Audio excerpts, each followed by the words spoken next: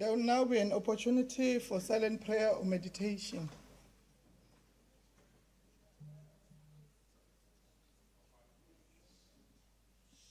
Thank you. May we be seated.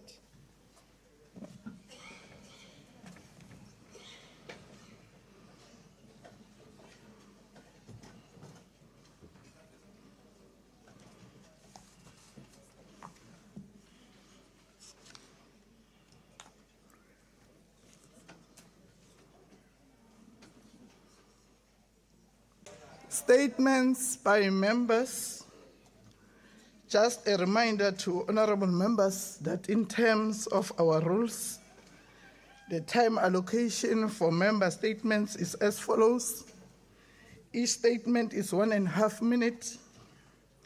MEC response to a statement is 2 minutes, and a maximum of 7 statements are allowed under this rule. Are there any member statements? Honorable Miela.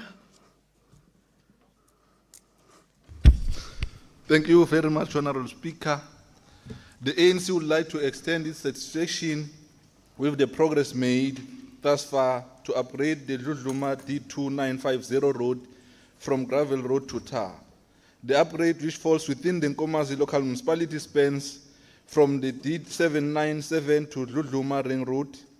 MEC for Public Works, Roads and Transport, Honorable MEC Tomo, conducted an oversight, and he equally expressed satisfaction in that regard. The upgrade, Honorable Speaker, of this road is expected to greatly improve mobility and provide better access to economic and public service opportunities.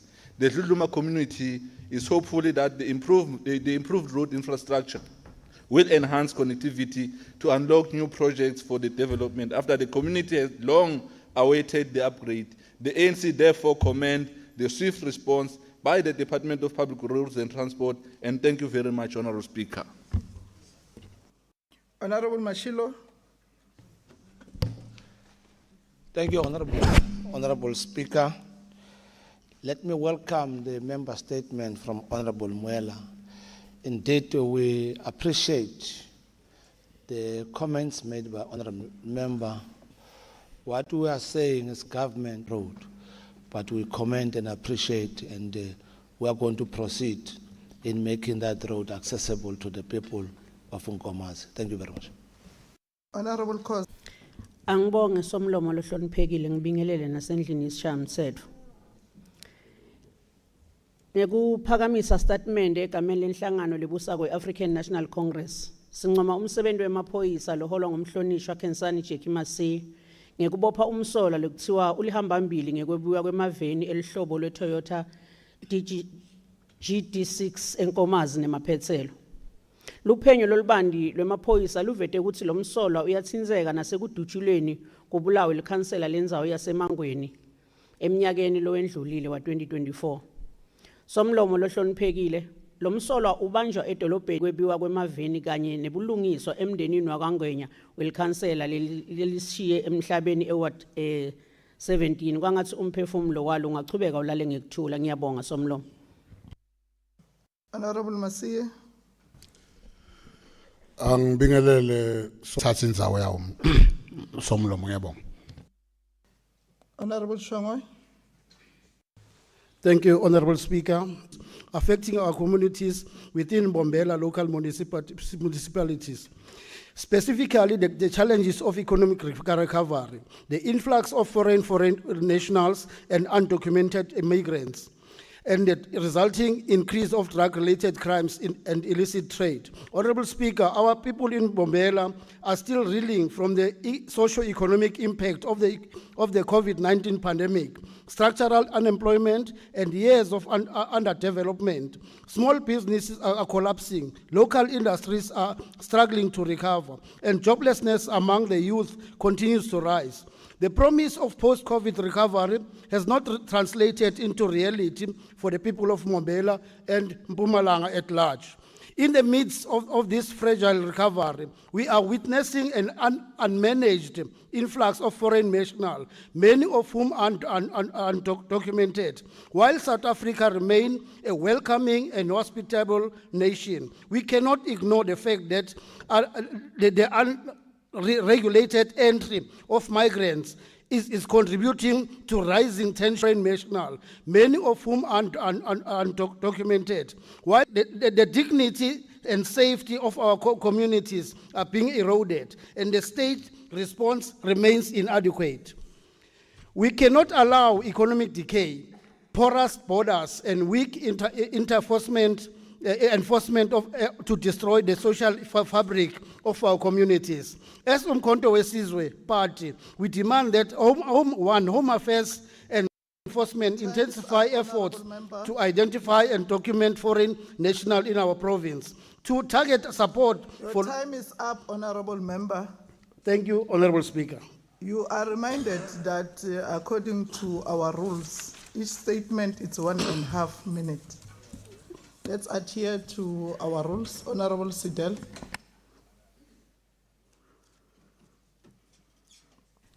No, thank you very much, Honorable Speaker.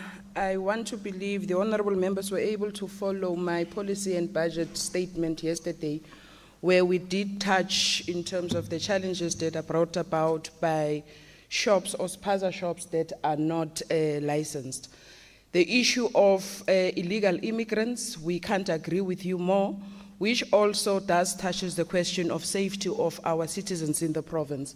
So working with the relevant departments and all sectors in as far as a multidisciplinary approach, one believes we will be able to address all the weaknesses that our system is having and the issues that has been outlined by the honorable member. We take note of that. Thank you very much. Honorable Sidibe. Thank you, Honorable Speaker. Good morning to you. On the 29th of April 2022, Rasinkuna is currently serving 2 life sentences for murdering a police officer and her sister in Ganyamazan. Rasinkuna is also awaiting trial for another case of murdering a married couple in Pretoria in front of their 2 children. It was also found that the murdered woman was pregnant, Honorable Speaker.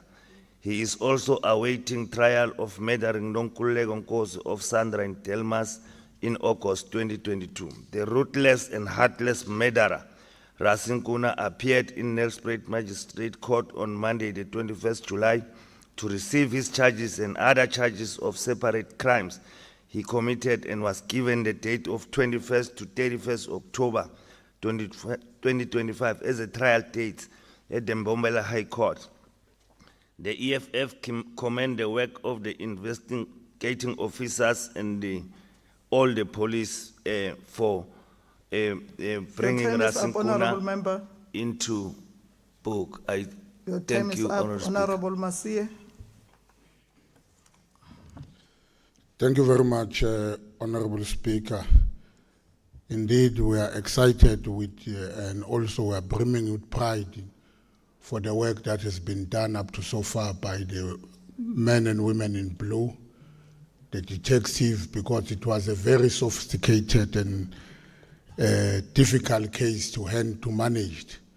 We are happy that they have able to manage. You can tell by from the statement from Honorable Sidibe that the suspect he committed the crime while he's in prison. He was taken from prison and go out to commit crime, but we are still following all the dots, the ones who facilitated his going out from prison and able to go back after he has committed the crime, so that we pursue all of them. Thank you very much, Honorable Speaker. Honorable Skaledi. Thank you, Honorable Speaker. Taken out of prison and then comes back. Honorable Speaker, trust in the police has decreased to an all-time low since the dawn of democracy. Allegations of malfeasance, corruption, and criminality has crippled the confidence of citizens, of what citizens once had under the democratic dispensation. This type of mistrust in police was once observed under the apartheid government, which was responsible for enforcing laws that to this day is considered a crime against humanity. I myself have seen this mistrust during a recent oversight in Trichard Police Station in Govanenberg, where a statement was incorrectly written a detective failing to visit the premises of where a break-in had taken place and fingerprints were not taken. Is this department's oversight mechanisms able to deal with the type of professional disregard? I thank you, Speaker. Honorable Masia. Thank you very much once more, Honorable Speaker. Indeed, let's appreciate that the work of the police is a very difficult task that has been assigned to them by the Constitution. To police human beings is a very difficult task, and in the process, you will find them that there are those who are cooperating and those who are not cooperating. So it's a very difficult task. However, we take the advice and also the concern from Honorable Scarlett. We are going to make sure that all of us, we work with the police and able to deal with issues of crime, and also they must also be improved in terms of writing their own statement, so that once you weaken the case by not writing a proper statement, it means you've already defeated the case before it has started. Thank you very much. Honorable Mashiane. Thank you, Honorable Speaker, members of the legislature. Today, I rise with a heavy heart as we confront one of the most painful truths facing a social crisis. Nyaope, crystal meth, and other highly addictive substances are destroying a generation of young people. Children as young as 14 are dropping out of school. This crisis is not isolated. It is growing, visible on every corner, and it is being fueled by a lack of action. While families beg for help, drug dealers operate with impunity. Action SA believes in a government that protects its people, especially the vulnerable we need. Specialized anti-drug units and visible policing in known hotspots, community-based rehabilitation centers and mobile outreach programs, and serious political will to dismantle the criminal networks behind this plague. But beyond policing, we need hope. We need to bring back opportunity, because where there is unemployment, boredom, and poverty, drugs will always find its way in. The people of Witbank deserve better. Our young people deserve a future. Action SA will not be silent while addiction destroys our communities. Let us act now before we to the streets. I thank you. Honorable Masia. And other criminal activities that are happening. In our community. So the responsibility shouldn't be for the men and women in blue alone. It should be a collective responsibility. We note and take the statement from Honorable Mashiane. Thank you very much. Yeah, uyohola uvile lemnyanga usebenzile. Honorable Sidibe, you are not noted. Honorable Weber.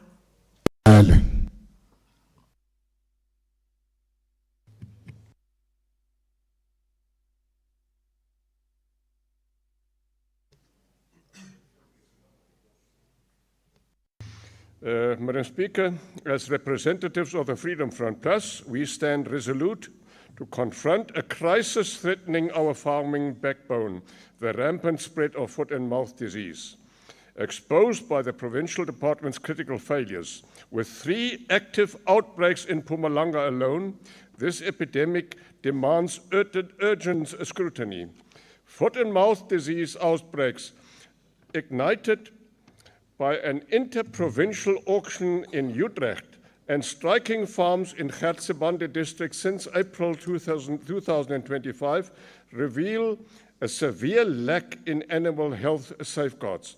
Why do we tolerate these delays in detection, resource shortages, vaccine deficits lingering since late 2022, which cripple our efforts to contain this scourge?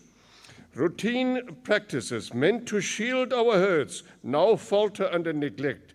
Poor fencing and animal checks at communal sites invite infection, while the glaring lack of road inspections for livestock transport, as well as patrols day and night, opens the door for biosecurity breaches. These measures and others, if enforced, could also curb cattle theft in hotspots like Siabuswa and Piet Retief, improving road safety by preventing cattle from roaming at night. We demand urgent action, enforce strict quarantines within a 10-kilometer radius of confirmed cases, enforce regulations for all livestock auctions, foster Your time is stakeholder up, collaboration Honourable by Member. heightened biosecurity. Honorable Weber, your time is up. Honorable Moketsi, your Should have time is given me up. another minute, Madam Speaker. 1.5 minute statement, 2 minutes MEC. Thank you very much. responses. Thank you. Honorable Moketsi. Thank you very much, Honourable Speaker. Greetings to yourself, to the honourable members in the House at large. Honourable Speaker, I'm happy that all the issues that are raised by the Honourable Weber has been addressed yesterday when I delivered the speech. And we have committed as a department that we will attend to all the issues that are raised by the farmers, particularly on the one of the foot and mouth disease. Honourable Speaker, we have even urged that the farmers must utilize this opportunity, the grant that has been given by our government, utilize it and ensure that they immunize their livestock. Also, the issues of theft have been addressed in yesterday's speech. So we are noting the concern of Honourable Weber, and we are taking consideration of all the things that he says. Thank you. Executive statements. I am informed that there are no executive statements. Motion without notice. Are there any motions without notice? Honorable Mnene.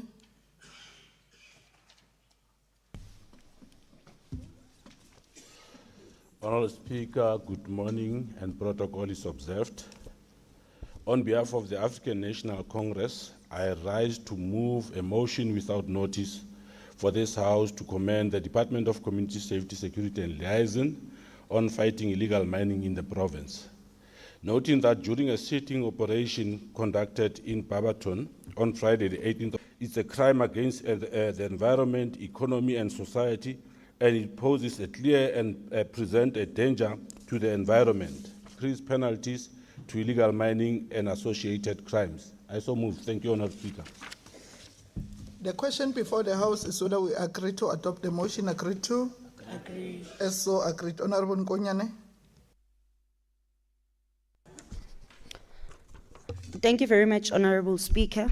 Honourable Speaker, I rise to move a motion without notice on behalf of the African National Congress to upload Mr. Mlungisi Majosi Masego, who's from the village of Moiplas, Gersibande region in Chief Albert Luthuli local municipality, for being honored as the devoted citizen of the year in Captain Park, Gauteng province. Noting that Mr. Masego spends a portion of his road X15 years elevated and they were empowered with newfound dignity. Economic opportunities. Community members interested in farming receive donated land, enable them to feed their families.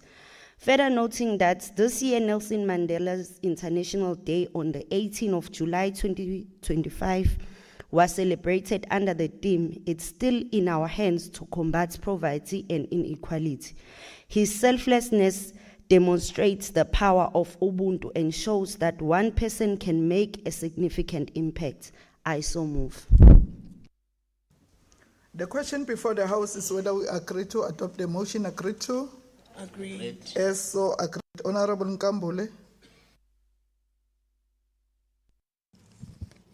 Ngibonge Somlomo. Greetings, Honorable Speaker and honorable members of this August House. I rise to table a motion without notice on behalf of the economic freedom fighters regarding the state of readiness of the provincial law enforcement, security cluster and the Department of Health in response to the recent civic unrest perpetuated by the undocumented or illegal foreigners who receive primary health medication in our public healthcare facilities. As trends has proven that any revolution or rebellious and national shutdowns emerges from the metros and cascade down to cities, towns, townships, and villages. And Mpumalanga is not exceptional to these challenges. I so move. The question before the House is whether we agree to adopt the motion. Agreed. Agreed. The motion is defeated. Honorable Ndimande. By who? It was agreed. It was Honorable agreed. Ndimande. Divided by who, Honourable Speaker? Speaker. I have ruled on that motion. The motion is defeated. By who? By you. But you cannot be arrogant like that. It's defeated by You you. must stop that. Honorable, No, you can't be arrogant. You must run this house properly. No. Speaker. No, we cannot allow that. Speaker. No. By who? Honorable Don't Mkhabela. I'm don't listening compromise to you, but the don't be decorum of the arrogant. House. No, you must stop that attitude. Please don't do that. No, we cannot allow that. Speaker. No. By who? Honorable Don't Mkhabela. I'm don't listening to compromise the expect decorum. us to conduct ourselves Speaker. properly when you're not doing this. Respect. Revisit, go to legal and give us that no. Speaker, may I address you? Thank you, Honorable Speaker.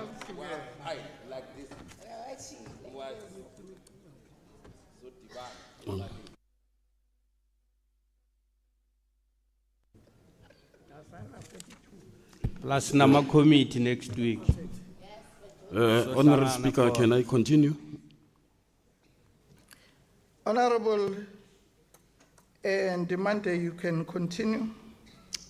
Thank you, Honorable Speaker and honorable members. I rise on behalf of Umkhonto weSizwe to note that the Promotion of Access to Information Act, Act number 2 of 2000, guaranteed the right to.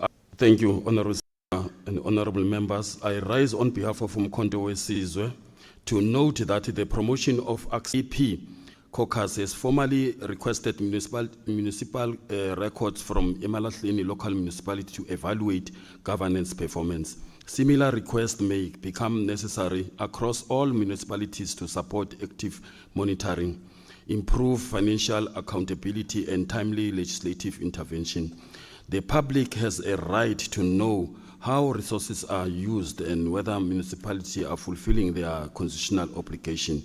Therefore, the House resolved that all municipalities within the Mpumalanga provincial must adhere to the standardized procedures for responding to formal information requested from the legislature within legal claims and liabilities, that the Department of Cooperative Governance, Human Settlement and Traditional Affairs establish a compliance and enforcement framework for ensuring municipality cooperation with information requested from the legislature.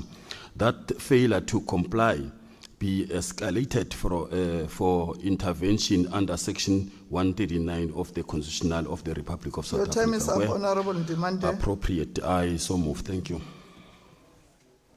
The question before the House is whether we agree to adopt the motion. Agreed to? No. The motion is defeated. Honorable Grobler. Thank you, Honourable Speaker. I rise to deliver a motion without notice on behalf of the Democratic Alliance. Honourable Speaker, noting that the Mpumalanga Tourism and Parks Agency has recently announced that the salaries of their board members will be reduced by 20%. As the Democratic Alliance, we applaud this step and we see this as a step in the right direction toward putting more funds into the programs and into service delivery. We further note that various other entities, for example, MEGA, Nkomazi Special Economic Zone, MER, as well as the MRTT, all have board members, which is a huge line item in our expenditure on the budget. I therefore move that all other entities in the province follow the example of MTPA and to reduce the salary packages of their board members. This will be a clear sign to the residents of the province that their government has their... Province permanent delegates have freedom of speech in the legislature and its committees, subject to the Constitution, these rules, and any other law. Members, that we must not intimidate any member if he or she wants to raise something in this legislature. Every member has a right to raise whatever in this House. Are there any notices of motions? Honorable Sidibe. Thank you, Honorable Speaker.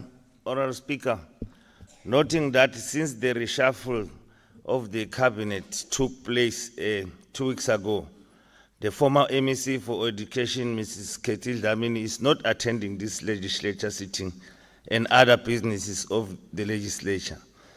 I therefore, Honorable Speaker, rise on behalf of the EFF to raise a notice of motion in that this House in its next sitting debate the consequences of members who absent themselves in the legislature sittings and in doing the business of the legislature.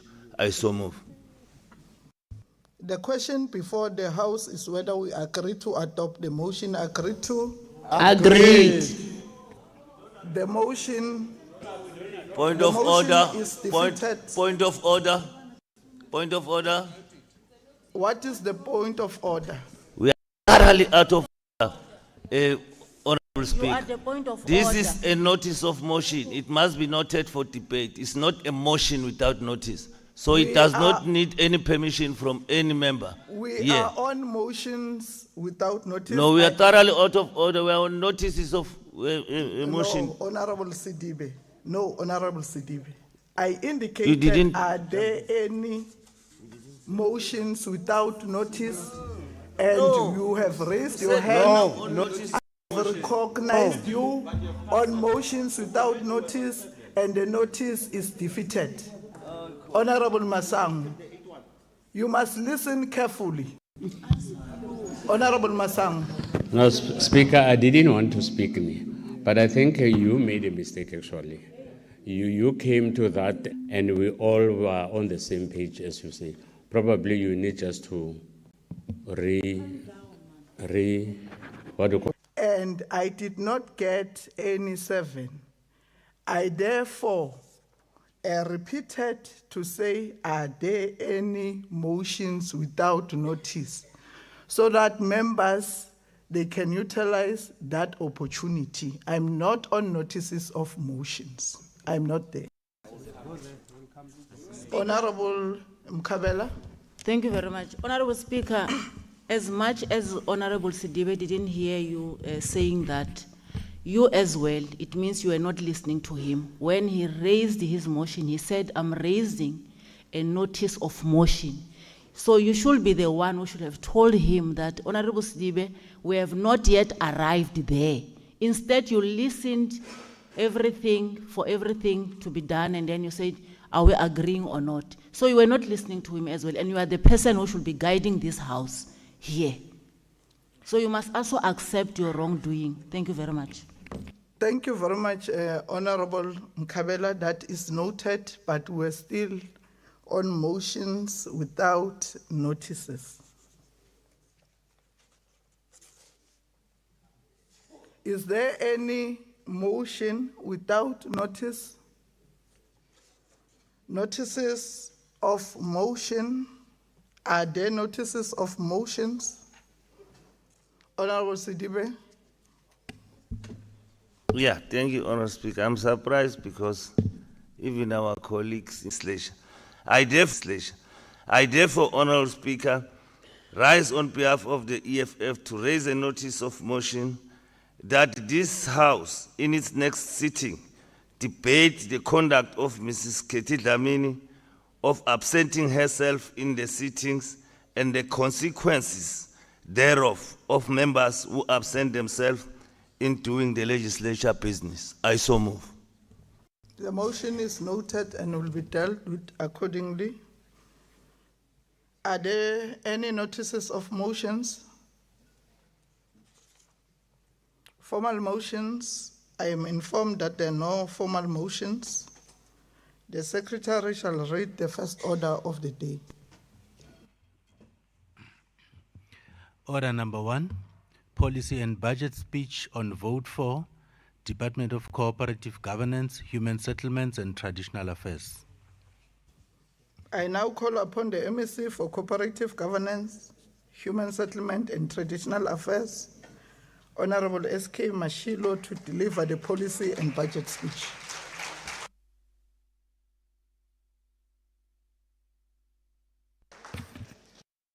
Honorable Speaker. Honorable Mashilo, can you please take your seat? Honorable Malachi. Thank you very much, Honorable Speaker. Greetings to yourselves and the honorable members. Speaker, I just want to check, is it allowed that our guests participate in this house? Thank you very much. The relevant rule. That's how we must run this house, please. Don't compromise the quorum of the house. No, thank you very much, Honorable Sidibe. Can I refer you to the rules? Conduct in the House, which is Rule 34, subsection 12. We must not go there. Honorable Mashilu, you can proceed. Thank you, Honorable Speaker. I can say Honorable Sidibe is ready today. Honorable Speaker, Makhosazana Masilela, the Deputy Speaker of the House, Honorable Masango, Honorable Premier Ndlovu in his absentia, Honorable members of Executive Council, Honorable members of this august House, the Chief Whip of the Majority Party, Honorable Makabani, President of Contralesa and the Chairperson of the House of Traditional Leaders, and indeed our esteemed traditional leaders in our midst. Chairperson of the Portfolio Committee, Honorable Nkosi, our distinguished executive mayors, our speakers, chief whips and councillors, Chairperson of Salga, Honorable Mkomezulu, Organized Labor, Director General in the Office of the Premier, Mrs. Kosana, Acting Head of Cogstar, Mr. Ngubani, in the name of peace. It is with deep humility and a profound sense of duty and unwavering commitment that I rise to table the inaugural budget vote speech of the newly established Department of Cogstar, which is Cooperative Governance, Human Settlement and Traditional Affairs in the province of Mpumalanga. I do so in the spirit of reflection and resolve, as the budget vote is tabled during Mandela Month, a period in which we are called upon to renew our pledge to serve, to build, and to uplift. It is time that reminds us of an enduring legacy of Nelson Rolihlahla Mandela, who taught us that public service must always place people at the center of development. Fittingly, we are guided by the timeless words of the Greek philosopher Aristotle, who once asked, "What is the essence of life? To serve others and to do good," close quote. It is not only a moral imperative, but a principle that must inform every rand we spend and every policy we pursue. This occasion is also marked by a son, the son of the soil, a patriot and a leader who served in Mpumalanga and South Africa with a diligence. We equally honor his memory by recommitting ourselves to ideals he held dear, such as unity, progress, and service to our people. Equally worth remembering is the former legislature chief whip and owner of Elsewhere Witbank Aces and Football Club, Comrade Veli Mahlangu. He played a huge role in the transformation and improvement of the country's football landscape. May their legacy continue to inspire hope to ordinary citizens. Madam Speaker, the 2025-2026 budget is tabled at a critical juncture as the 7th administration embarks on its journey to rebuild, refocus government. As directed by the President Ramaphosa in the State of the Nation address and reinforced by our Premier Mandla Ndlovu in the State of the Province address, we are called to be a government that is ethical, capable, and indeed developmental, one that delivers with agency empathy, and excellence. COGTA is a newly merged department, is uniquely positioned to respond to this call by integrating human settlement, municipal governance, and traditional affairs. We are creating a united institutional force that will accelerate service delivery and transform our communities. Worth noting, this measure is not a bureaucratic rearrangement, but a people-centered transformation. Therefore, it must be felt by families who do not have roofs over their heads, by communities to access clean water, by traditional leaders who are capacitated to lead with the dignity, and by municipalities that are better equipped to serve. Honorable Speaker, I wish to inform the House that a new draft organizational structure has been developed and thoroughly consulted upon with all relevant stakeholders. This structure, which was endorsed by the Executive Council on the 2nd of July 2025, aligns the budget and Executive Council to effectively on the performance of departments. Madam Speaker and members and guests, we can confirm that the move away from the silo effect of building human settlement without the requisite bulk infrastructure through the merger of two departments into ESCOGTA has now materialized.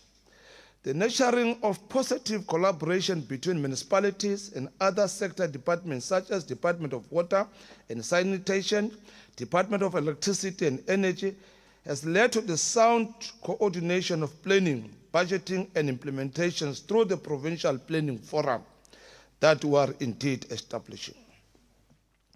Department is now ensuring that investments are directed to priority development areas as declared by the Minister of Human Settlement, and in the process transforming land use planning within the traditional authority areas.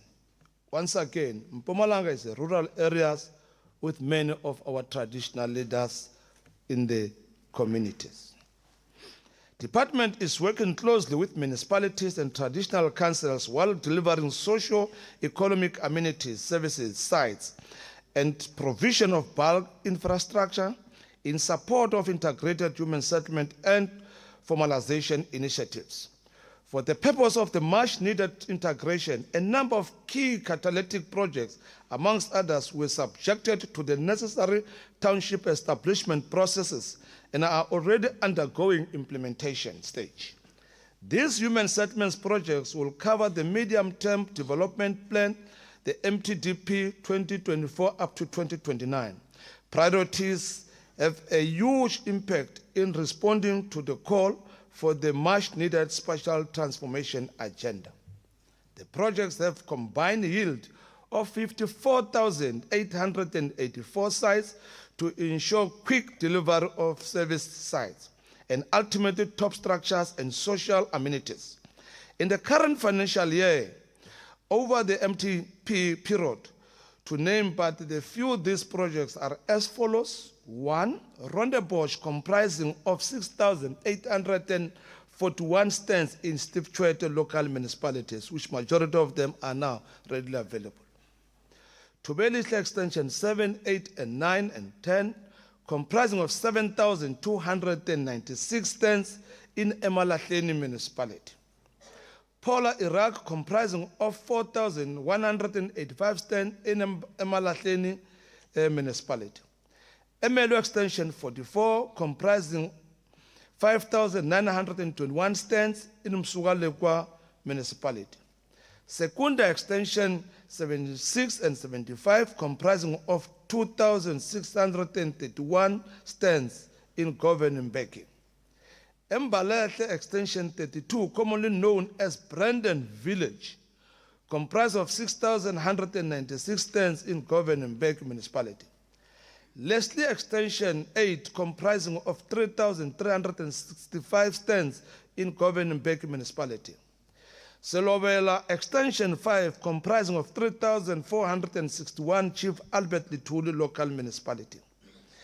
Kamhlushwa A Extension 3 comprising of 5,141 stands in Nkomazi municipality. And indeed, Komati Port Extension 18 comprising of 1,009 stands in Nkomazi area. Madam Speaker, these integrated human settlement and formalization initiatives will form the basis of a rapid and release of self-build and deliver of subsidized housing units for vulnerable groups across the province. Amongst other informal settlements being targeted in all three districts, Department will, in the current financial year of 2025-26, launch informal settlement, the re-blocking program, in terms of which the province will be opening access road to allow public and private transport access, pedestrian access, and provision of communal taps and toilets where necessary. This program will commence with the re-blocking in the Paliseng municipality, attending to Tembi Kumalo, Tembaletu, Joslovo, Mandela, Ntanzani, Iyavayeni, Zone 7, Siatemba, and indeed Pumulo. In the collaboration with the private sector and the concerned municipalities, the department is in the current 2025-2026 financial year, ensuring the delivery of a new smart cities. These smart cities will ensure delivery of technological advanced and integrated urban settlement that use digital innovation, data-driven governance, and sustainable infrastructure to improve service delivery, enhance quality of life, promote economic growth, and reduce inequality, while addressing province's unique developmental challenges. Amongst other smart cities initiatives, Akon City, with 450 housing opportunities, and Hospital View, with 4,700 housing opportunities in Bushbuck Ridge area. For the implementation and the commence is this financial 2025-2026 financial year. Madam Speaker, the already approved Nkosi City with 3,471 housing opportunities in Bombela, and the proposed SEZ smart cities with 14,821 housing opportunities in Nkomazi, Bushbuck Ridge, City of Mbombela, and Tembisila Hane, respectively, are also receiving attention in terms of the provision of the requisite bulk infrastructure and implementations immediately thereafter. The department is also putting measures in place to address settlement affected by the dolomitic soil conditions in Tabacheu, Pilgrim's Rest, and Malahleni in the coronation areas for the urgent attention. We have since communicated with the National Department to assist us to respond to this challenge. In this regard, an amount of 246,045,068.63 has been set aside so that the department can finalize the requisite statutory township establishment process that ensures a legally compliant formalization of existing informal settlement and the establishment of a new integrated human settlement. This is in line with the Spatial Planning and Land Use Management Act in the province. To lay the foundation for future housing, we have serviced 5,583 sites, which are broken down as follows: 2,433 in Malahleni, 1,000 in Nkomazi, 300 in Chief Albert Lithuli, 1,491 Govan Mbeki, 359 in Tabacheu local municipality, thus exceeding our annual target that we have put previously of 4,599. These sites provide the groundwork for long-term settlement, ground and tenure security, and are now available for distribution. As department, we have also noted that our people are mostly in need of stands to build for themselves as compared to government putting the RDP houses for them. We have seen that our people, they have received the RDP and have broken them down and have put structure of their choice. In the 2025-26 period, the department will be delivering 4,310 sites across the province, with the city of Mbombela at 650, Tabachou 243, Dipaliseng 242, Chief Albert Itulu 600, Mkondo 306, Steve Chote 225, Emalahlon 1,234, and Dr. J.S. Moroka 200. Piskirasemi 205 and Govan Mbeki 405, respectively. Due to the major development on the Mapudaning Hospital in Bushbuckridge, the department is in the process of finalizing the adjacent new integrated human settlement development of Hospital View. Indeed, that Hospital View is going to be one of the beautiful areas to settle with. I have since written letters to relevant Department of Social to fill in the missing words, that is the schools, clinics, etc. The total yield earmarked for development is 3,215 mixed-use sites. The department is currently busy with the design for the required bulk link infrastructure that will ensure that all these sites are properly connected to the external services of water and sewer, with the actual servicing of sites to follow after the completion of this phase. After successfully completing the servicing of 4,000 sites in Kamhlushwa Extension 2 and 3, the department has now entered the next phase, constructing the bulk infrastructure needed for the development. Working closely with Nkomazi local municipality, we will be building the link water and sewer service to support these sites. In addition, a dedicated sewer packages plant will be installed to meet the sanitation needs of the area. To ensure reliable water supply, the municipality will also be refurbishing the water treatment plants, reinforcing our joint commitment to making these sites truly habitable. Under the Chief Albert Lituli municipality, department continued to service in sites at Slobela Extension 5, with a great progress having been made. Of 300 sites were completed in the last financial year, and a further 600 currently in progress, scheduled to be completed at the end of this financial year. The municipality is currently busy with supporting bulk infrastructure in that municipality. As sites are completed, we are urging local municipalities to release them to approved beneficiaries without delay. This will help to prevent land invasion and ensure that the people whom these sites were meant for them finally take ownership. This prompt response protects the progress we have made and uphold the purpose of projects. However, municipalities are cautioned to be careful so that these sites are not given to friends and other wrong people, as is always said. When the Freedom Charter boldly declared that there shall be houses, security, and comfort, it is captured a dream that still drives us today. This dream entails afford every South African a place to live with dignity, stability, and sense of belonging.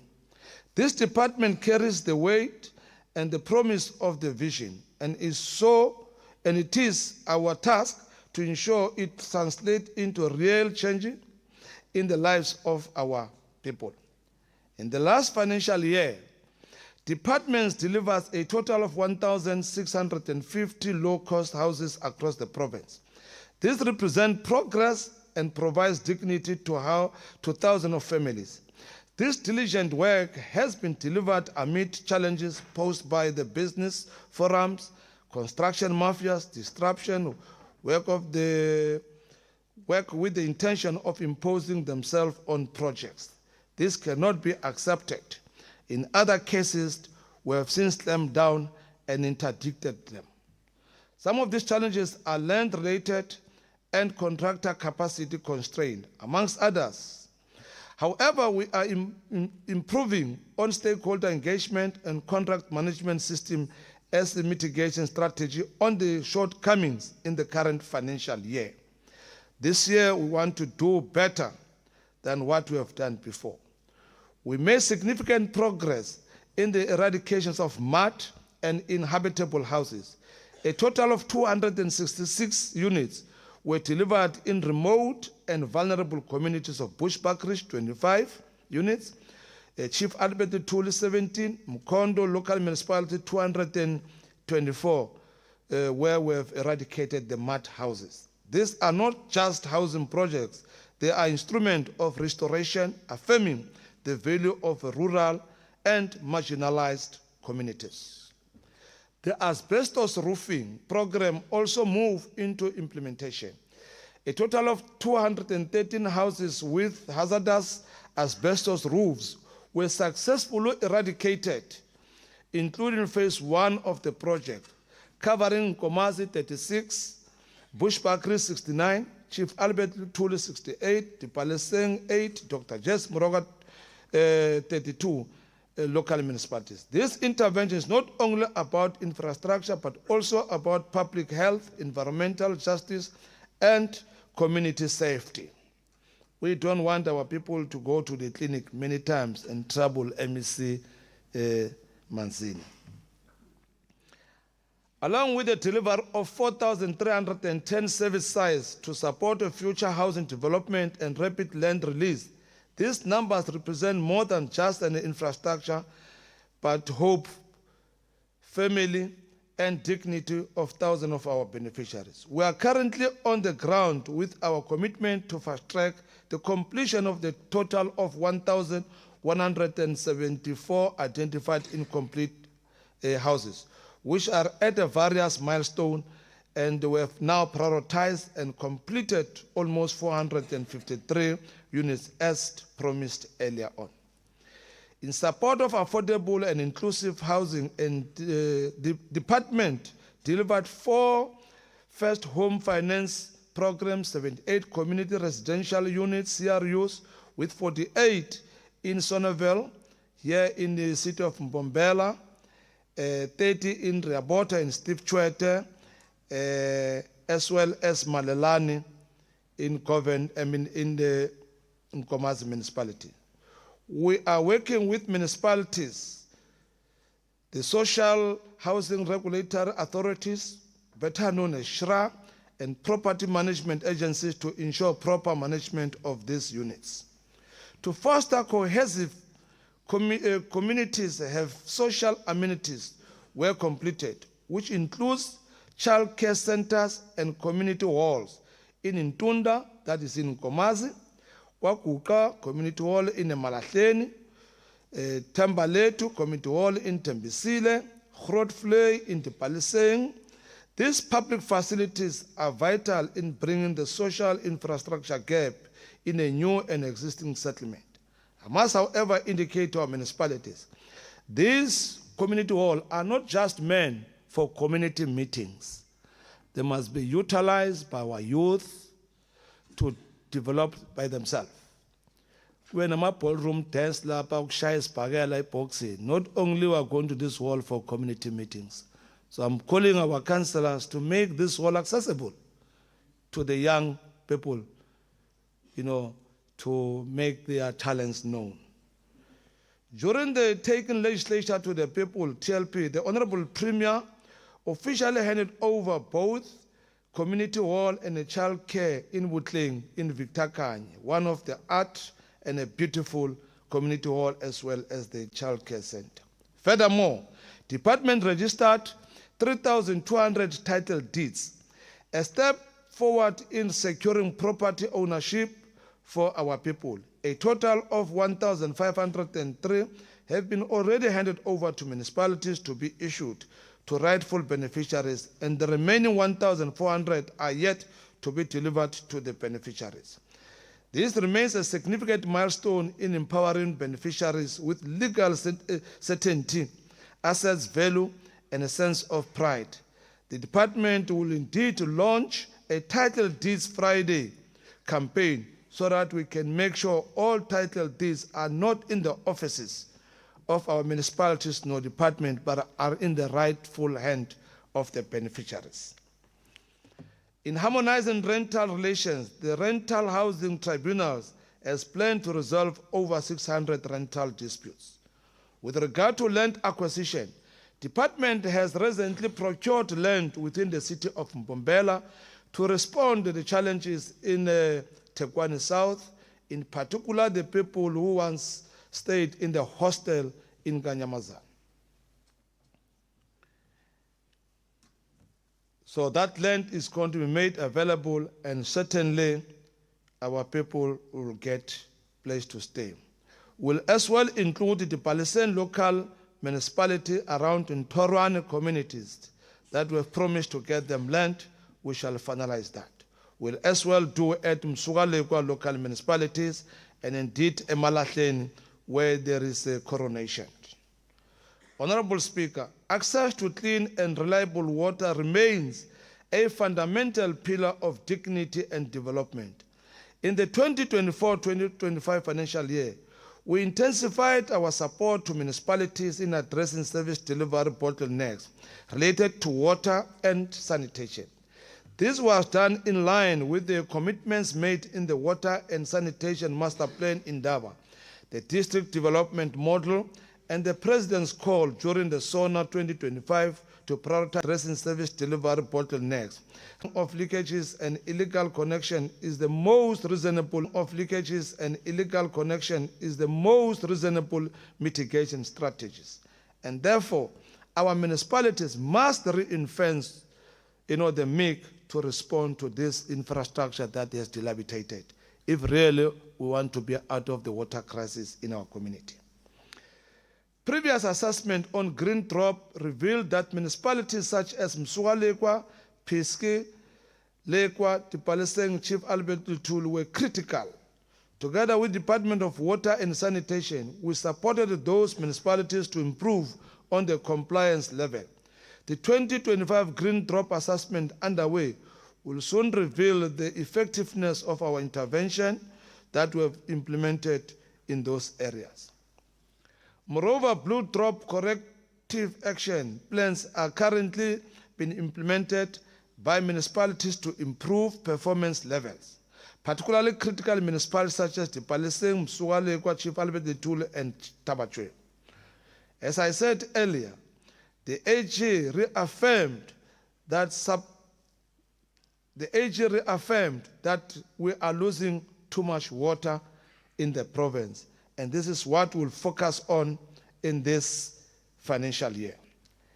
As a consequence, wastewater treatment works performing beyond design capacity, poor operations and maintenance has resulted in municipalities such as Goben and Mbeki, Tipaleseng, Nkomazi, among others, receiving court judgment for polluting the water resources. In mitigating the challenges of electricity outage affecting, there is a need for dedicated power lines supplying electricity to critical infrastructure. Because it came to our attention, some of these spillages are caused by the load shedding or the no electricity in the area. You must remember, honorable members, if you lose an hour at a purification plant or a sewer plant, it means it's almost the whole day loss of electricity. Because those pump machines, they use electricity and they must run 24/7. If they happen to stop, surely the spillages will come.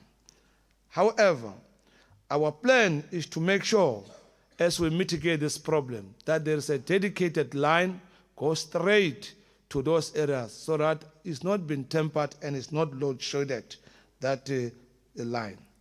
And municipalities are encouraged to have the backup supply machine in that area and put security.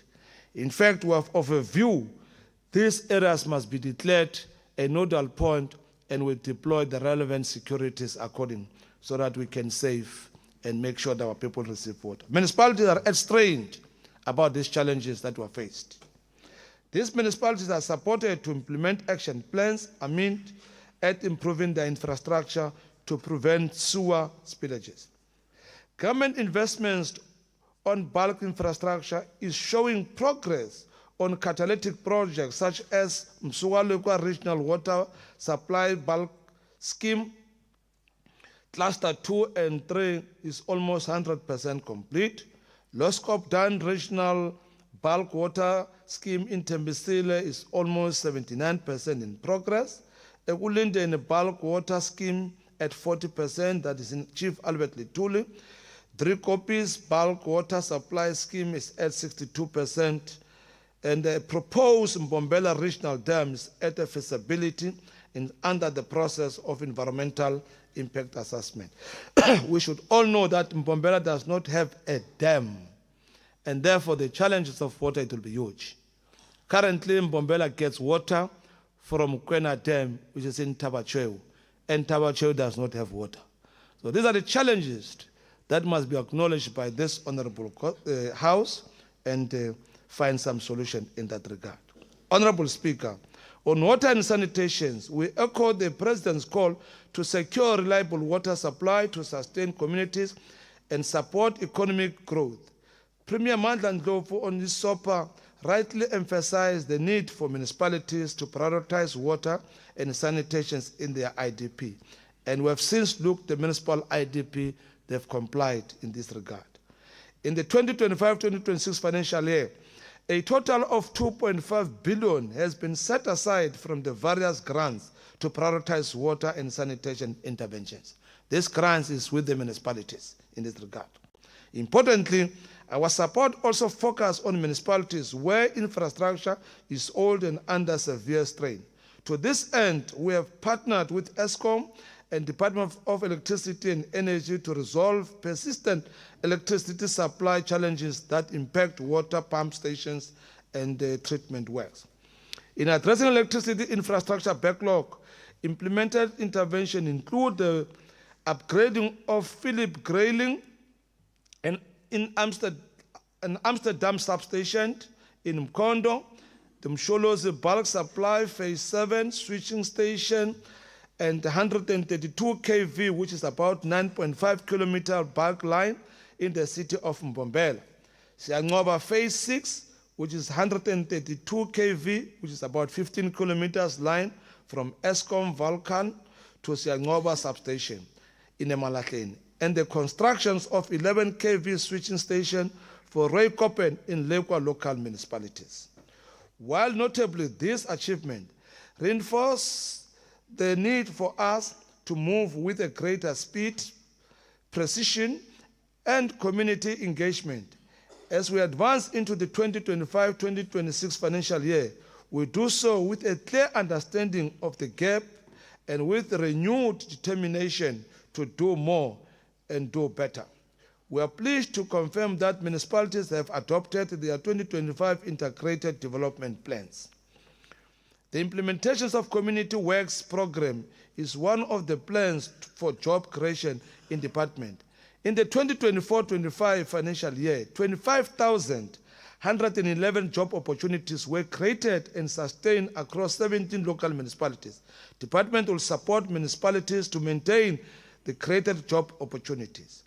However, the national department wanted to do away with this program because they realized some people are doing the double dipping. However, as a province, we are managing so well. Departments continue to support municipalities on the registrations of spaza shops to create opportunities. A total of almost 11,000 applications have been received by our municipalities. The clear fact is that our community members are not applying in numbers because a total of 5,500 applications are received were from the foreign nationals. You can see the disparities. And when you talk about unemployment, we believe there is a lot of employment at the spaza shops. You know, when social development pay grants, 50 million in one area, Kwamhlanga, the first people who access that 50 million are the spaza shops.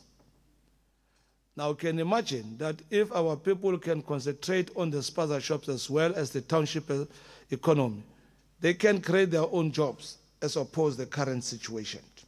I want to assure the House that no non-complying applications with bylaws of the Republic shall be granted approval. So far, only 3,851 spaza shops in our municipalities are said to be registered, and our bylaws in our municipalities does cover this matter so well. It's a matter of enforcing the bylaws to comply so that no one is doing or selling things that are illegal. Our municipalities are ready and have adopted the bylaws. Honorable Speaker, I'm pleased to report that our provincial flood management strategy has been approved by the Executive Council and is now being implemented. The strategy identifies flood-prone areas and guides our intervention. Across the province, we are reconstructing infrastructure damaged by the floods using the principle of building back better. To strengthen fire prevention, the department hosted a successful field and forest fire in Indaba in November 2024, drawing over 250 delegates. Intervention resolved at the Indaba are now being implemented with the support from Fire Protection Association. We are also implementing winter fire season contingency plans, and our Livile Mpagazi app has been upgraded to provide early warning alerts directly to our communities. We must call upon our communities to be alert and not to put fire randomly, as they normally do. And where you see fire, please distinguish lo mlilo ucimeni bakwethu, ningawekeli uzonishisela izindlu zenu nokudlela kwenkomo nembuzi zenu. Municipal finance achievement during the 2023-2024 financial year. The Mpumalanga province has 2 municipalities that receive unqualified with no findings, that is clean audit outcome. 8 municipalities receive unqualified audit opinion with matters. 10 municipalities receive qualified audit opinion. No municipalities receive adverse nor disclaimer opinion. Out of 20 municipalities, 2 recorded and improved out of the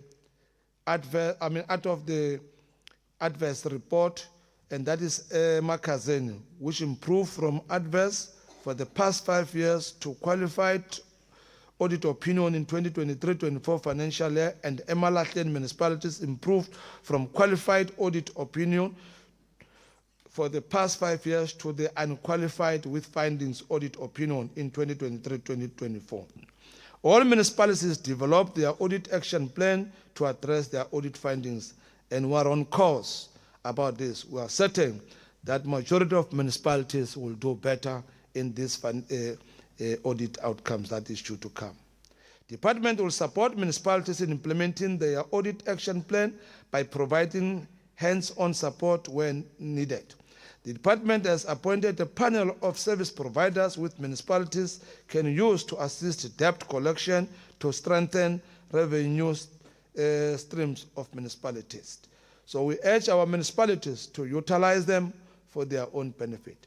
To address alleged maladministration, corruption, and poor governance, amongst others, the department conducted investigation in terms of Section 106, 1B of the Municipal Systems Act of 200 in the following municipalities. 1, Mukondo Local Municipality, Dr. J.S. Moroka Municipality, Governing Mbeki Municipality, Dipaliseng Local Municipality, and Piski, Dr. Piski Gaisaka Seme Local Municipalities. Significant progress has been made in addressing the findings of the investigations report in Governing Mbeki, Dr. J.S. Moroka, Piski, and the Lekwa local municipalities. However, there are still challenges in Lekwa and the Dipaliseng and Mkonda municipalities respectively. To this end, a former municipal manager in Dr. J.S. Moroka was arrested and convicted accordingly. That presents us that the outcomes of the Section 106 is not just Section 106, there is an action. Where is not reach you, Isaiah. Yeah, ungathi phelile mengabe kufikela isayeza izafika. Department will continue to work with municipalities and law enforcement agencies to ensure that the recommendations are fully implemented and wrongdoers are faced consequences. Department has recently instituted Section 106 in Nkomazi local municipalities.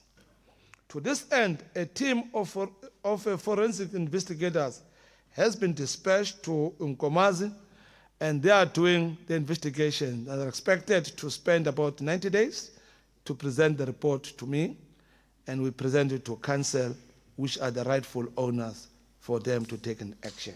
So that report of Nkomazi is coming.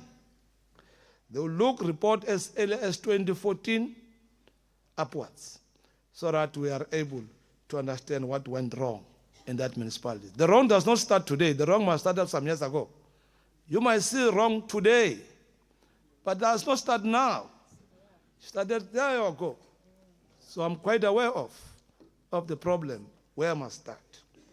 The department has since developed a plan to analyze and cash flow performance of our municipalities to determine their financial viability and require support for revenue enhancement initiatives. We don't want to be taken by surprise that municipalities are not going to be able to pay the salaries. We've now put a system in place to safeguard and guard against that. To ensure that officials with requisite relevant skills are employed, I've now appointed a team to do the audit skills across our municipalities so that we can able to determine what level of skill that is there and what level of skill that is not there for us to respond accordingly. So that matter is to receive an attention. During the 2024-25 financial year, the skills audit exercised in other areas was done, and we shall complete it in this financial year if things go on our way. The province has made significant progress in filling senior management positions in municipalities. We are glad to announce that out of 124 posts, 102 are filled and 22 are still vacant.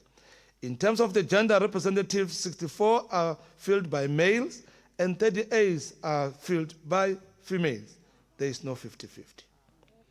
Municipalities are therefore implored to prioritize the filling of these posts and are given until the end of October to fill those vacancies, because they've been long and we believe it's doable for them to fill those vacancies. Governance improvement is not optional but is essential. We are rolling out training, monitoring, and compliance support to all municipalities. The Municipal Infrastructure Support Agency, MISA, is also being deployed to key projects areas in our municipalities. Please utilize them.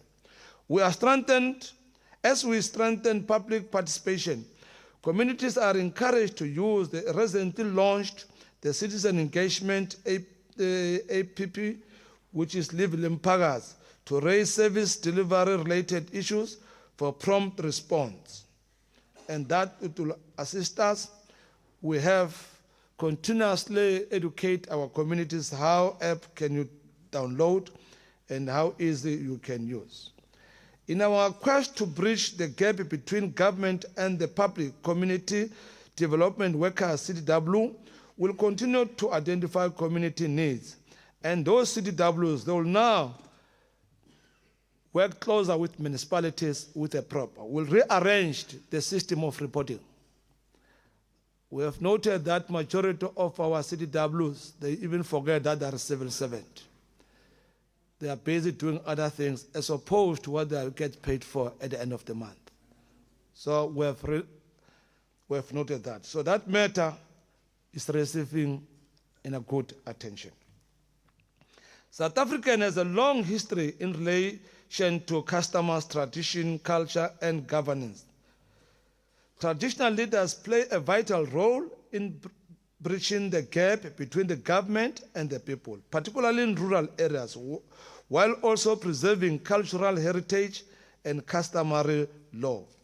In the realm of traditional affairs, the department undertook the constructions of 5 traditional council offices, namely KwaNdwalaza, uGenyaneni, Matlapatlapa, Mashangani, and Matsamu, which are nearing completion and are set to be finalized by the end of August 2025.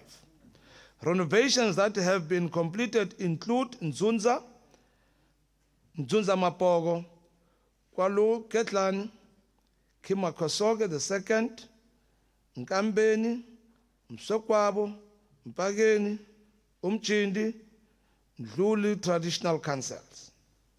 We continue to support traditional council through operational and cultural grants, ensuring that ceremonies such as Imimemo and other heritage celebrations were properly resourced. In turn, these activities strengthen our cultural identity and social cohesion. Municipalities are encouraged to assist and support our traditional events in this regard where possible. Remember, all of us seated here were an African, and we should belong to these traditional leaders.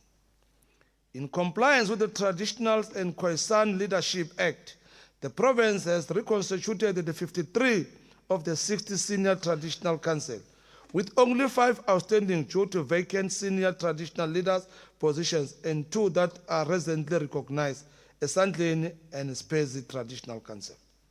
Departments has appointed 278 head men and head women. Of the 287 head men and head women, it means it's 9 is still outstanding. We are finalizing that. We shall finalize engagement with the provincial treasurer insofar as the provision for medical aid of our traditional leaders. Our traditional leaders don't have medical aid. If inkosi ngathola accident makasuka lapha uzaba nenkinga naye. Kungakho NHI le khuluma ngayo funa isincede sonke. So that matter is receiving attention, and I hope MEC Majuba, who is not here today, is busy, so that we finalize this matter. We can no longer take long in finalizing this matter. I think our causes, they are not happy about this matter. But at least it's on our agenda. It's unlike it's not. My office is inundated with a number of traditional council disputes and requests on a new recognition of traditional leaders, and I'm attending them.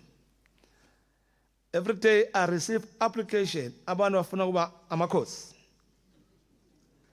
Yabona. Abanye baphethe isaka basaka izitulo zezinye zamakhosi. Ufuna ukuhlala yena. So the problem is huge. Khweshimukweni and president. So galadu la gabotse nzonye le tsero ba busy ka situlo sa lena ba se saka. Under the National House of Traditional and Khoisan Leaders, Amakos have championed the investment rural master plan launched in a province, including Mpumalanga government and private sector funding.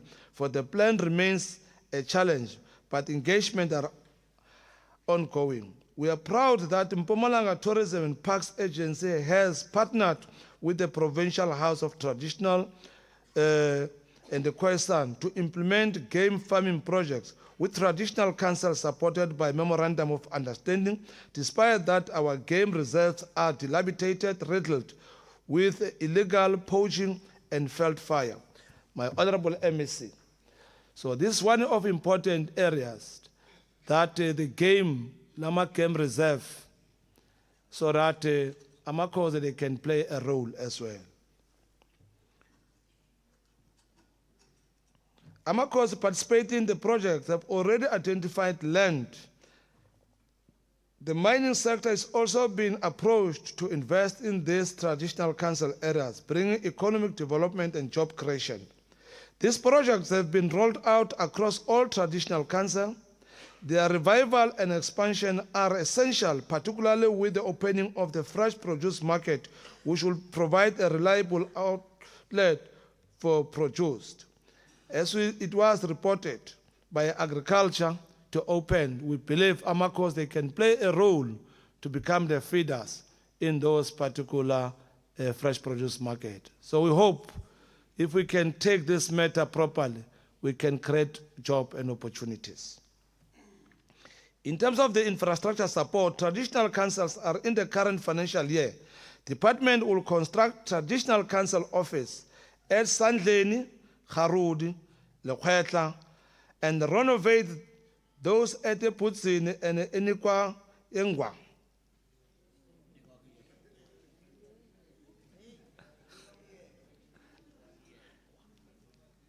Linguela ger. Paving and fence will also be installed for Tabakulu, Setlari, Mashilani Traditional Council, and a perimeter wall at the royal residence of King Makosonga II in Gonyamin.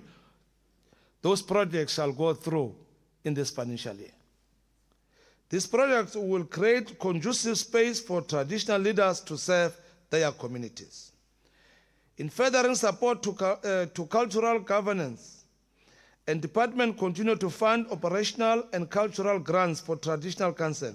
Celebrations such as Mimemo are not just heritage observation. They are national building platform that reconnects us to our origin and build social cohesion and rooted Ubuntu.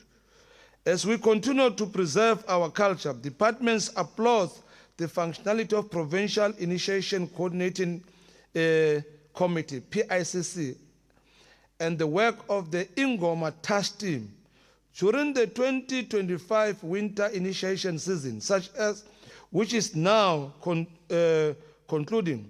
The PICC approved 405 initiation schools that admitted almost 10,508 initiates. Only 2 applications were not approved as they had not complied with the Act, and 7 illegal initiation schools were since shut down.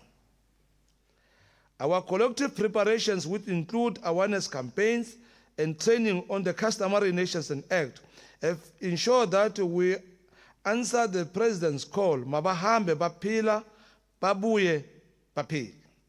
We will strengthen our support to the PICC through the provision of tools and trade and material for further professionalize the initiation processes without compromising our culture. It is with a heavy heart that despite our collective efforts, 2 young promising lives were lost this year in the winter season. We shall look into the circumstances relating to their passing to ensure we record none of such unfortunate occurrence in the future. 1 life lost is one too many. May indeed their soul rest in peace. As the country continues to face fiscal challenges and shrinking government budgets, the measure occurs without any additional funding. The existing baseline of the former departments were combined to determine the final appropriate budget, which reflects an overall decrease from 2.2 billion 375 million in 2024-2025 financial year to 2 billion 360 million in the 2025-26 financial year. The 2025-26 financial year is structured as follows across the respective program. Program 1, Administration, 362,864,000. Program 2, Human Settlement, 1,304,726,000. Program 3, Cooperative Governance, 408,929,000. Program 4, Traditional Institutional Development, 252,970,000. Program 5, House of Traditional Leaders, 30,638,000. Total budget for development is 2,360,127,000. The above appropriate budget consists of the following grant allocations: Human Settlement Development Grant, as I presented the figure, informal settlement upgrading partnership with about 184,593,000, EPWP 3,504,000. The one of the human settlement is 942,978,000. Furthermore, the appropriate equitable share budget includes the following earmarked funds: disaster relief material which is 45,500,000, appointment of 287 traditional leaders, which is headmen and headwoman, is about 38 million. Traditional council offices equipment is about 2.8 million.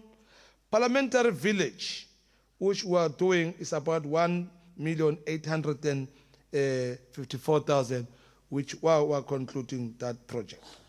Madam Speaker, may I therefore request this August House to approve this budget proposal of 2,360,127,000. As I conclude, let me acknowledge the Coxstar political heads that came before me.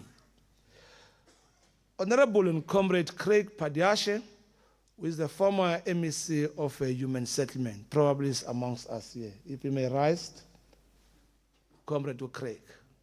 Oh, not here. Good. The first MEC of Coxstar, in this house was Honorable and Comrade J.L. Mahlangu, is here in the gallery. If you may rise, Mahlangu. As a former MEC of Coxstar, I'm now the second MEC of Coxstar. My predecessor of a human settlement, Miss Nora Mahlangu, whom I'm the immediate successor, Mahlangu. Uben, Unora. And my other immediate successor of Cocta, Comrade Mandla Msibi, Uben. Yes, I'm immediate successor as Mandla Msibi, should be here as well. And indeed, I must also acknowledge one of us that was as well the MEC for Human Settlement and the ambassador, Comrade Siposezo Masango, ambassador of Tunisia. Thank you, Honorable Speaker. Honorable Speaker, as I conclude, we are standing on the shoulders of the giants who came before us and who came before me, and who are duty-bound to honor the legacy of services and sacrifice. Together with our communities, traditional leaders, councillors, and public servants, we shall build a province where there is a dignity in every dwelling, harmony in every village, and hope in every household. I hereby extend my appreciation to the Portfolio Committee Chairperson, Honorable Nkosi, and the Portfolio Committee members. The Honorable Premier, Mandla Ndlovu, for his support, the Cabinet members, my colleague, the Acting HOD Baba Ngubane, and indeed the management of department. How do I forget my organization, the African National Congress, and indeed my families that support me all the time. I would like to end by reminding the House of the ways of the ANC President General Oliver Tambo when he said, open quote, "Comrades, you might think it is difficult to wage a liberation struggle. Wait until you are in power. I might be dead by then. At that stage, you will realize that it is more difficult to keep power than to wage a liberation war. People will be expecting a lot of services from you. You will have to satisfy the various demands of the masses of our people." Thank you very much. Yabong. Imali yamakhosi incane imali yamakhosi 30 million. Asihlonipheni amakhosi. Honorable Sidibe, I did not recognize you. Thank you, Honorable Mashilo, for the well-delivered policy and budget speech. The Secretary shall read the second order of the day. Order number 2, consideration and debate on a report of the Portfolio Committee on Cooperative Governance, Human Settlements, and Traditional Affairs, Vote 4, Department of Cooperative Governance, Human Settlements, and Traditional Affairs. I now call upon the Chairperson of the Portfolio Committee on Cooperative Governance, Human Settlements, and Traditional Affairs, Honorable D.P. Nkosi to table the report. Thank you very much, Honorable Speaker. I rise to table the report for the House to consider the budget as presented by Honorable MEC. Thank you. I have a speaker's list in front of me. I will now call upon the Honorable D.P. Nkosi, and you are given 8 minutes.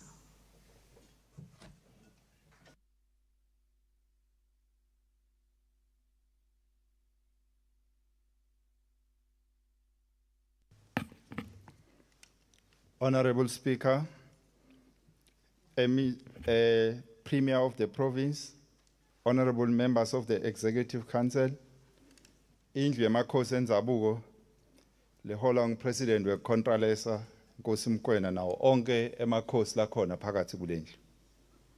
Coxstar Portfolio Committee members, honorable members of this provincial legislature, Salga Chairperson, Councillor Mgomezulu, executive mayors, council speakers, and whips of council, Provincial Secretary of the African National Congress, Mr. Chiro, Dihambeli Tethu, nginibingelela nonke.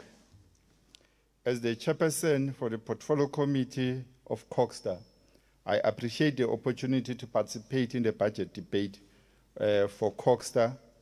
The African National Congress supports the 2,360,127,000 budget for Coxstar for this financial year, 2025-2026 financial year. This budget is consistent with the 2024 ANC manifesto, which committed to the following. Firstly, ANC government will ensure that the national and provincial government will be given greater responsibilities to support municipalities that struggle to provide services to communities. Secondly, national and provincial government will be given more powers to intervene to provide clean water where municipalities are struggling to provide services, build maintenance capacity, and complete water infrastructure projects. Third commitment was that the ANC government will complete in the coming 5 years the major dams and water schemes to ensure sustainable access to water for growing population. Honorable Speaker, this budget, as presented by the Honorable MEC, will go a long way in enabling the department to do one, strengthen local governance. We all know that there's always a need to improve municipal systems, enhance financial management, address infrastructure backlogs, and improve intergovernmental relations. Two, to improve service delivery through monitoring and ensuring that municipalities deliver the necessary services to communities, especially basic services like water and sanitation. Three, human settlement, which will restore dignity of the people through the delivery of houses, address housing backlogs, and ensure a conducive environment for human settlement as envisaged in Section 26 of the South African Constitution, and will enable the department also to support the traditional leaders, because there's always a need to integrate traditional leadership with municipal governance framework and to avail resources to traditional leaders, especially in rural communities, for effective governance. Honorable Speaker, the Honorable MEC for Coxstar and all honorable members for the Portfolio Committee of Coxstar can agree with me that we are always discussing municipalities that need to be assisted. Members of the Portfolio of Coxstar are always vocal about municipalities that are not performing as expected. However, Honorable MEC, with your swift intervention and support to municipalities, we always appreciate those interventions. Honorable Speaker, the MEC Section 106 intervention in Komazi came at the right time, and it is appreciated. As a Portfolio Committee, we will keep our eyes open and follow up on the results that will be yielded by this intervention.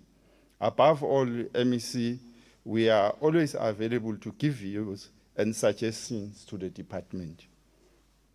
COGSA's mandate is aligned with the Reconstruction and Development Program, which we started to be implemented during the presidency of Utata Nelson Mandela. The RDP focused on several key areas, including ensuring access to essential services like water, electricity, sanitation, and housing. The ANC-led government has done a lot in realizing the key objectives of the RDP. We've built a lot of RDP houses in the province, and the department has reported that it is in the process of completing community residential units as part of its integrated human settlement development strategy. Honorable Speaker, traditional leaders are custodians of the rural land, and for them to administer the affairs of their communities, they require full support of the department. The construction of offices of traditional council is well appreciated, Honorable MEC. There are timelines which are always set for the outstanding work, as we have correctly alluded to in your policy statement, Honorable MEC. The establishment of the traditional council in various houses which are part of this province is also appreciated. And the appointment, as you committed in your previous policy statement, that you are going to appoint the headmen and women. We appreciate the report that you are giving us today, that 278 of these headmen and women are now appointed. The annual performance plan for the department has outlined its priorities for the table 2.3 billion budget. As I said earlier, this budget will change the lives of the people for the better. Municipalities will be supported, human settlement will be improved, institution of traditional leaders will be supported also. Incomplete houses will be attended as you promised in our portfolio committee, MEC. And the issue of the asbestos-roofed houses is also a matter that we appreciate, that we are always on top of it to address it without even with the grant which is coming from the national.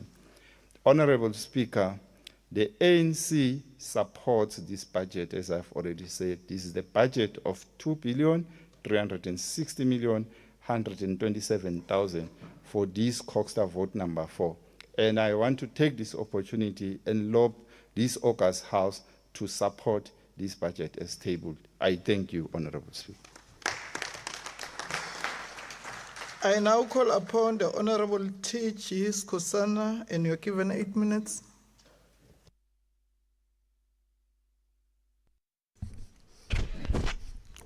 Thank you, Honorable Speaker.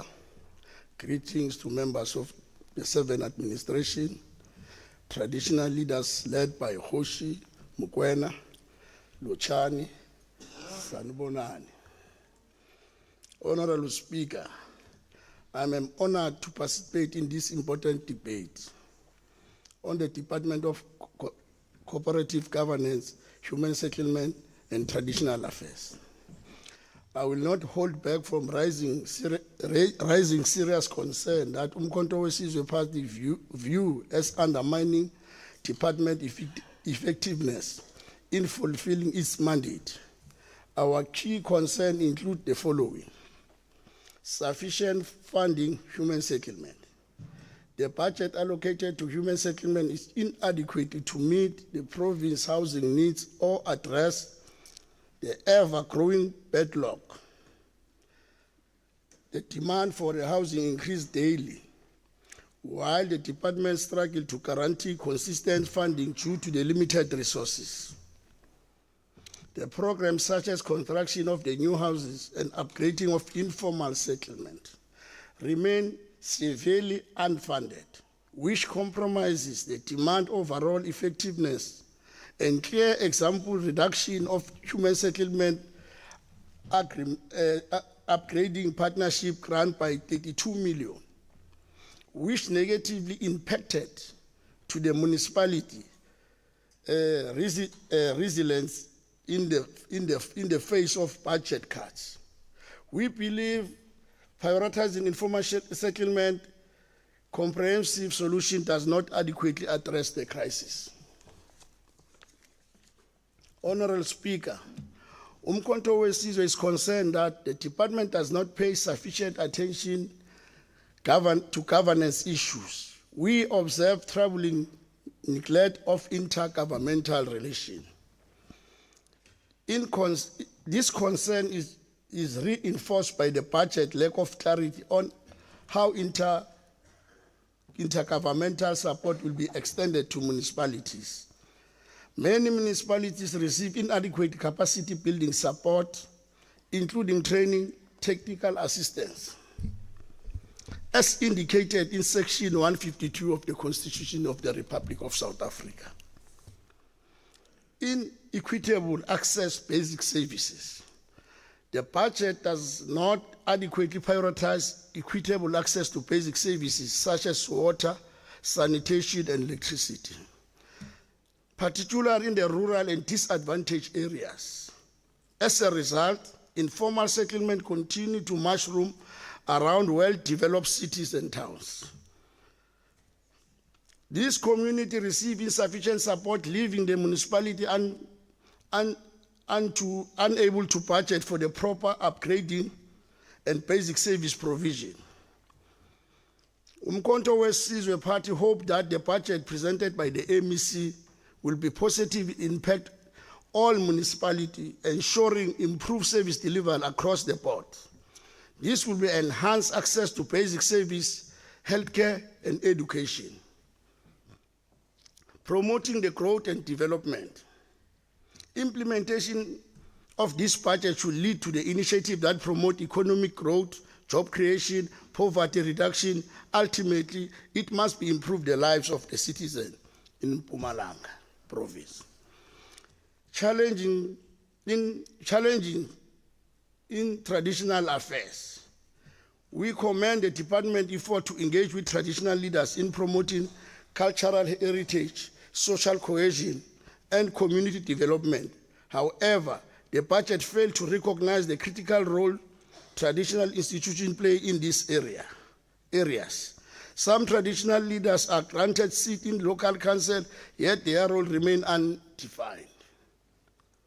This lack of clarity leads to confusion and tension between councillors and amakhosi. Disaster management. In conclusion, Honorable Speaker, Umkhonto weSizwe strong urge the department to emphasize the disaster management and risk mitigation.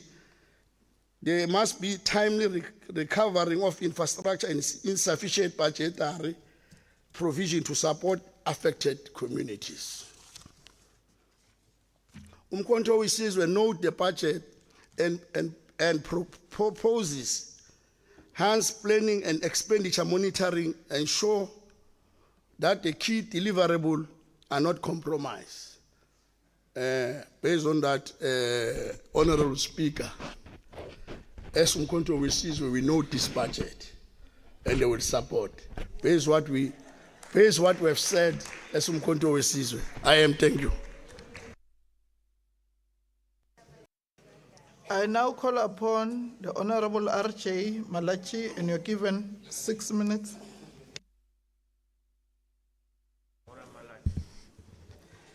Thank you, Honorable Speaker, Honorable MC Masilela, Honorable Deputy Speaker, members of the Executive Council, members of the Mpumalanga Provincial Legislature, Ntlo ya Magoshi ka fase ga Kgoshi Mokoena, re a le dumediša. Ke lebala bjang the ground forces of the EFF in the entire country and the people of Mpumalanga. The economic freedom fighters rise to support the human settlement budget vote for as tabled. We support it as an act of routine, but because it is important and designed to manage the poverty of our people and eradicate it. In Mpumalanga today, we sit with over 23,000 households without proper shelter, trapped in informal settlement across places like Siatutuga in Emakazeni, Extension 10, Bushbuck Ridge, and Akaville in Emalahleni. These are not homes. They are structural reminder of an oppressive system that continue through spatial neglect. This is not just a poor governance. It is continuation of what Walter Rodney will call underdevelopment by design. A deliberate policy of excluding black and poor people from dignified living. We cannot forget that over 13 million South Africans, according to the state, are still in an informal settlement, many of them in our own province. Let me be clear, austerity is not neutrality, it is a violence against the working class. The Auditor General has consistently reported poor financial management in the Human Settlement Department with irregular and wasteful expenditure in projects that were supposed to restore dignity. But what do we see in Mpumalanga? In Emakazeni Ward 8, Madala Township, housing allocation has been manipulated to favor politically connected individuals. Happy Masangu from D7 Farm in Dalnuta had his house relocated with no recourse. Mapulenkele in Siatutuga inherited a house she cannot own and service debt of nearly 21,000. This is not just maladministration. This is, as Frantz Fanon put it, the post-colonial bourgeoisie using the state to eat along the colonizer, not to free the masses. Speaker, 17 municipalities in Mpumalanga remain structural, incapable of fulfilling the constitutional mandate for decent shelter due to persistent budget cut, high vacancy rate, and corruption like in municipality like Dr. J.S. Moroka, Nkomazi Msugalikwa, and Tembisile sit on an abandoned RDP project. Where is the spatial justice in that, Honorable Speaker? Instead of uprooting racial spatial legacy of apartheid, this government is consolidating it. People are pegged into unplanned settlement with no roads, no water, no clinics, no future. We are managing poverty like it's business as usual. This is precisely the frontline tools fight inequality, yet the Treasury and your ANC government butchered them. As Paulo Ferreira reminds us, any situation in which some man prevents others from engaging in the process of inequality is one of violence. We must ask why our people are still used as voting banks during election only to be discarded afterwards. Why our unfinished project in Steve Tshwete, Bushbuck Ridge, Dr. Pixley Isaga Seme and Likwa not audited and revived. Honorable Speaker, the EFF demands a public register of all abandoned and incomplete projects in Mpumalanga, a special housing allocation backyard dwellers in all urban municipalities, an independent housing ombudsman to investigate annual fraudulent beneficiary list, the expropriation of well-located land without compensation to build sustainable cities includes schools, clinics, roads, and economic opportunity, not just houses. Conclude, Honorable Member. In conclusion, Honorable Speaker, I will not sit back while the ANC wealth of few keeping the many informal settlement. We reject the upgrading of poverty. We reject plastic toilets and pit latrines. We reject the myth that there is no money. We do not need reform. We need revolutionary transformation. Honorable Speaker, imali yamakhosi incane. I think the MEC must go and make sure ukuthi they increase imali yamakhosi. I thank you. I will now call upon the Honorable M.N. Mhlongo, and you're given 8 minutes.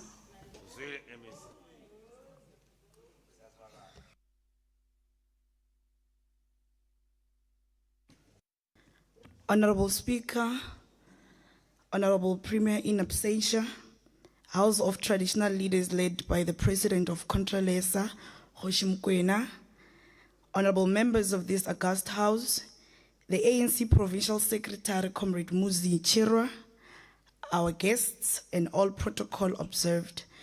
Honorable Speaker, the department mandated to strengthen cooperative governance and support traditional leadership within the province.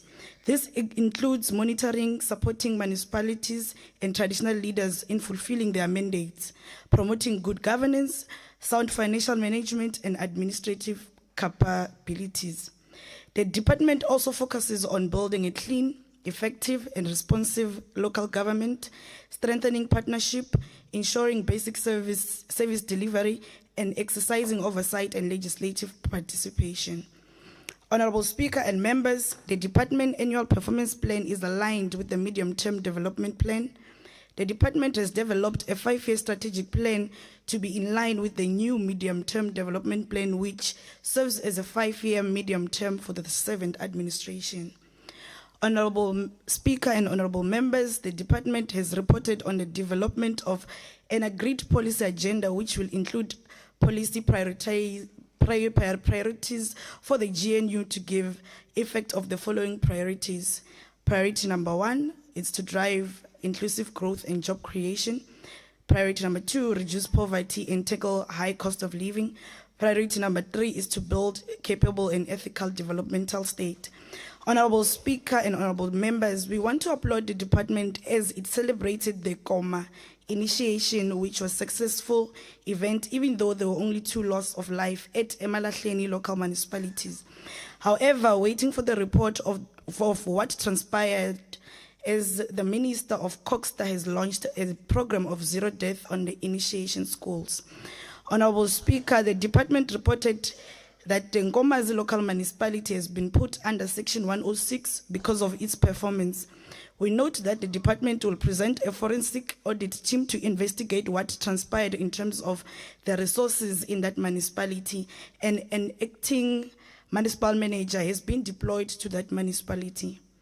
Honorable Speaker and honorable members, we note and appreciate the meeting that was held between the department with the Minister of Electricity to find some solution on municipalities owing ESCOM, and we are hoping that the meeting submitted positive results.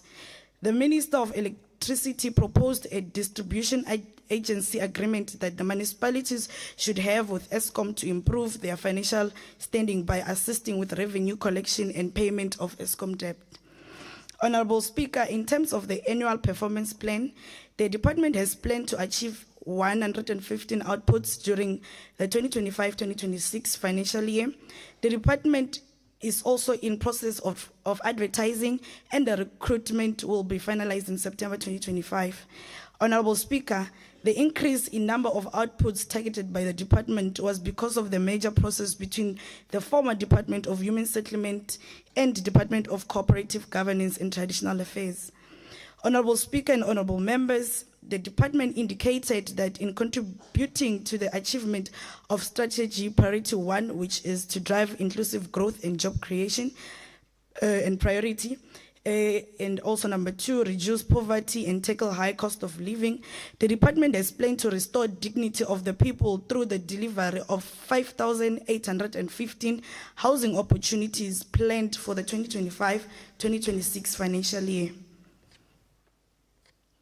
And in process of creating much needed jobs which relieves the most poverty-stricken household in the province, and also to employ the most vulnerable members of the society through the 190 work opportunities created through extended public works program, youth waste management project, and work opportunities reported through community work programs. The department will monitor the supply of basic infrastructure, availability of water, sanitation, electricity, access road, and network coverage at all voting stations in the last quarter of the financial year. It will also oversee district municipalities in their preparations for the upcoming local government elections. The department has allocated an additional amount of 38 million for the appointment of Izinduna, as this allocation was calculated based on their monthly salaries.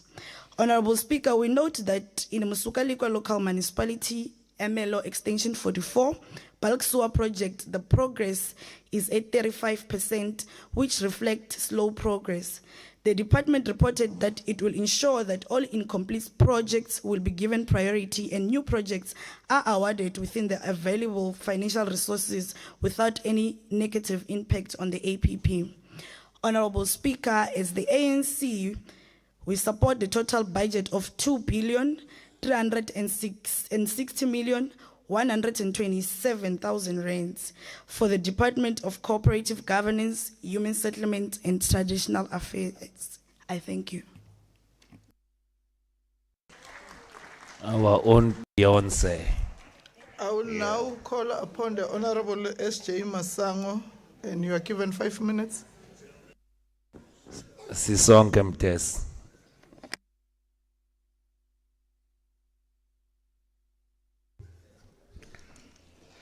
Honorable Speaker, I stand here on behalf of the Democratic Alliance to debate the budget vote for Department of COGSTA financial year 2025-26.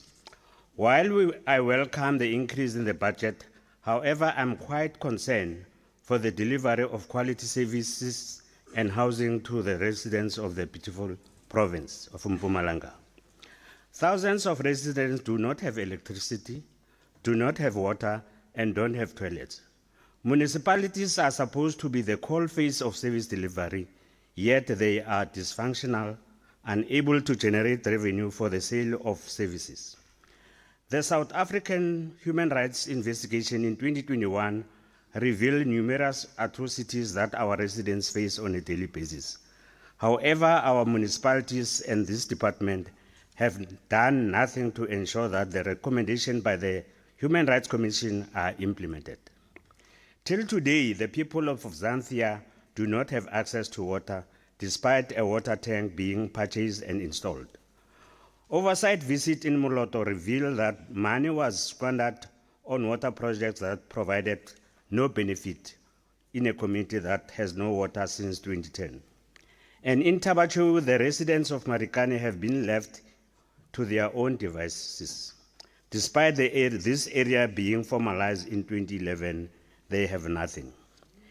Given the above atrocities that residents face, it is worrying that very little is being done in the coming financial year to bring stability to our municipalities, other than Section 106 intervention. For consecutive years, Emalahleni, Govan-Beki, and the other named in the budget documents have struggled to generate revenue, pay their creditors, and have money for service delivery. So how can a plan that failed for the past 7 years now yield positive results? Honorable Speaker, over the past 8 years, our housing backlog doubled to 275,103 houses. It is truly concerning to note the above fact, but equally concerning is the department contributed to this increase by sticking to the target that have been set at, and by setting targets that are exceptionally low. I see that for the 2025-26 financial year, this department's plan to provide just 5,815 housing opportunities. This is concerning that it has decreased from 10,171 just two financial year prior this one. Honorable MEC, just do what you always say. Give people service stand and let them build houses. The issue of the smart houses, smart cities is a dream actually. Honorable MEC, I welcome the fact that the department plans to work on removing asbestos roofs from houses in the province. But I question how will you do without a budget allocation? In the budget for the 2025-26, you stated that there are plans to replace asbestos roofs in Dipalising, Chief Albert Luthuli, Victor Kanye, and Bushbuck Ridge. But where will this money come from? As you stated that there is no budget allocation. Also, can I request that the replacement of asbestos roofs are done on a needs basis, and that we prioritize houses where the roofs are severely damaged, like Verena, and a section called Mandela section in Tembisile, and Govan-Beki, respectively. Honorable Speaker, these roofs are in a state of disarray and they are damaging the residents' possessions. I know with Verena, the department has planned rectification in the 2026-27 financial year. Can I ask that this be done sooner than that? Honorable MEC, I just want to say to you again, the spillages of sewer is not caused by electricity, but it is caused by the overloading and the pump stations that are dysfunctional, not working. Honorable MEC, we can't continue with the same route with the intervention of failing municipality in the province, especially with Section 106 and the Financial Recovery Plan. Section 106 is ineffective and being misused or manipulated for delaying tactics, while at the same time looting continues by the very same people implemented. Your time is up. Honorable MEC, action is needed here and needed now before our municipalities collapse. I thank you. I will now call upon the Honorable W.L. Weber, and you are given 3 minutes.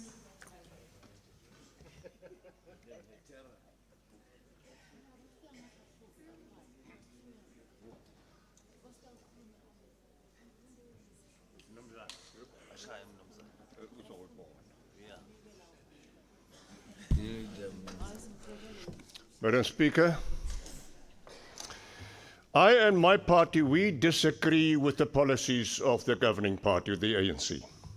In fact, Madam Speaker, there's only one real opposition party in this House. That's my party. I am prepared to prove that, because all the other opposition parties agree to a certain extent with the ANC. Only my party completely disagrees. But that does not mean that I view the members of the ANC, the governing party, or even the EFF as my enemies. They are not my enemies. The Honorable MEC, I view him as my friend. And I'm prepared to say it in public, but I disagree with him. I disagree on policies. I see some of the far-right members on my left-hand side. I have friends there. I regard some of the people as friends, and I'm prepared to say it in public.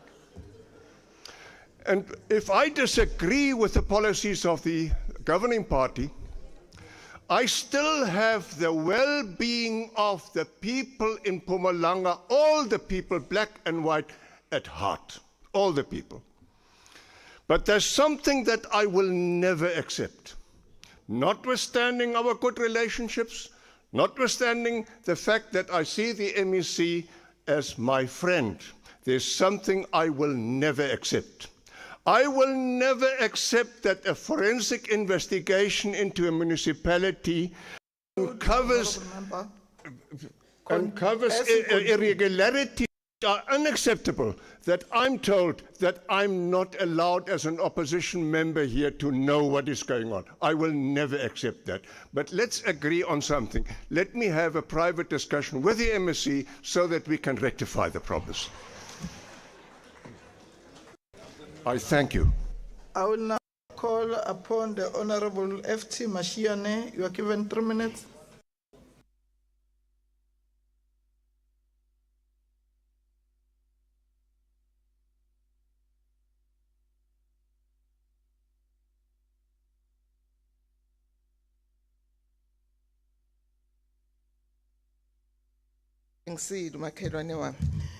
Honorable Speaker, Action SA supports budget vote 4 because we believe that strengthening local government is essential to restoring the people's trust in public institutions and to delivering services where they matter most. Cooperative governance and traditional affairs sits at the intersection of accountability and delivery. It is in municipalities where our people experience the state, in water taps that run dry, in potholes left untouched, and in councillors who are absent when they are needed the most. We welcome the department's commitment to supporting dysfunctional municipalities in Tembisile-Hani, Likwa, Msuga, Likwa, and others where governance has collapsed. But this House must be honest. Without consequence management, interventions become nothing more than tick box exercises. Speaker, the support we give to this budget is based on the following expectations: that municipal audit outcomes improve, not decline; that COGTA plays a proactive role in deploying skilled administrators, not political deployees; that traditional leaders are supported and integrated meaningfully, not with the 30 million rand given to them; and that forensic investigations into corruption and maladministration at local government level are completed and acted upon. Mpumalanga cannot afford municipalities that spend 300 million on consultants, but those consultants can't even fix a leaking pipe. We support this vote because our communities need functioning municipalities, not because the department has yet lived up to its mandate. That accountability begins now. Action SA notes with concern that only 30 million has been allocated to traditional leaders in the 2025-26 financial year, an amount that fails to reflect the critical role traditional institutions play in rural governance, community stability, and cultural preservation. Traditional leaders remain central to land administration, mediation in community disputes, and the facilitation of development in rural areas, particularly where state presence is limited. However, they are routinely under-resourced and excluded from integral planning and service delivery processes. May the MEC please make sure that the 30 million, maybe it's times 2 or 3, so that the traditional leaders can do their job. I thank you. I will now call upon the Honorable S.S. Mahlangu, and you're given 8 minutes.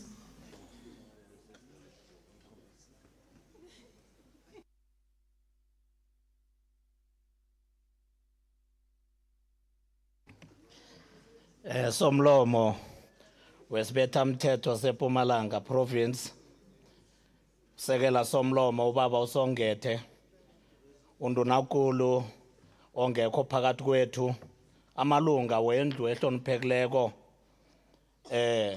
amakhosi wethu adoswa phambili ngumongameli wehlangano yamakhosi iContralesa, nosekela wendlu yamakhosi eMpumalanga, umphakathi okhona phakathi kwethu ohloniphekileko, abomma nabobaba bakhona ngiyanilotshisa. Honorable Speaker, it is an honor to stand before this august house on behalf of the African National Congress to express our unwavering support for the budget vote of the Department of Cooperative Governance, Human Settlement and Traditional Affairs, COGSTA, for the 2025-2026 financial year.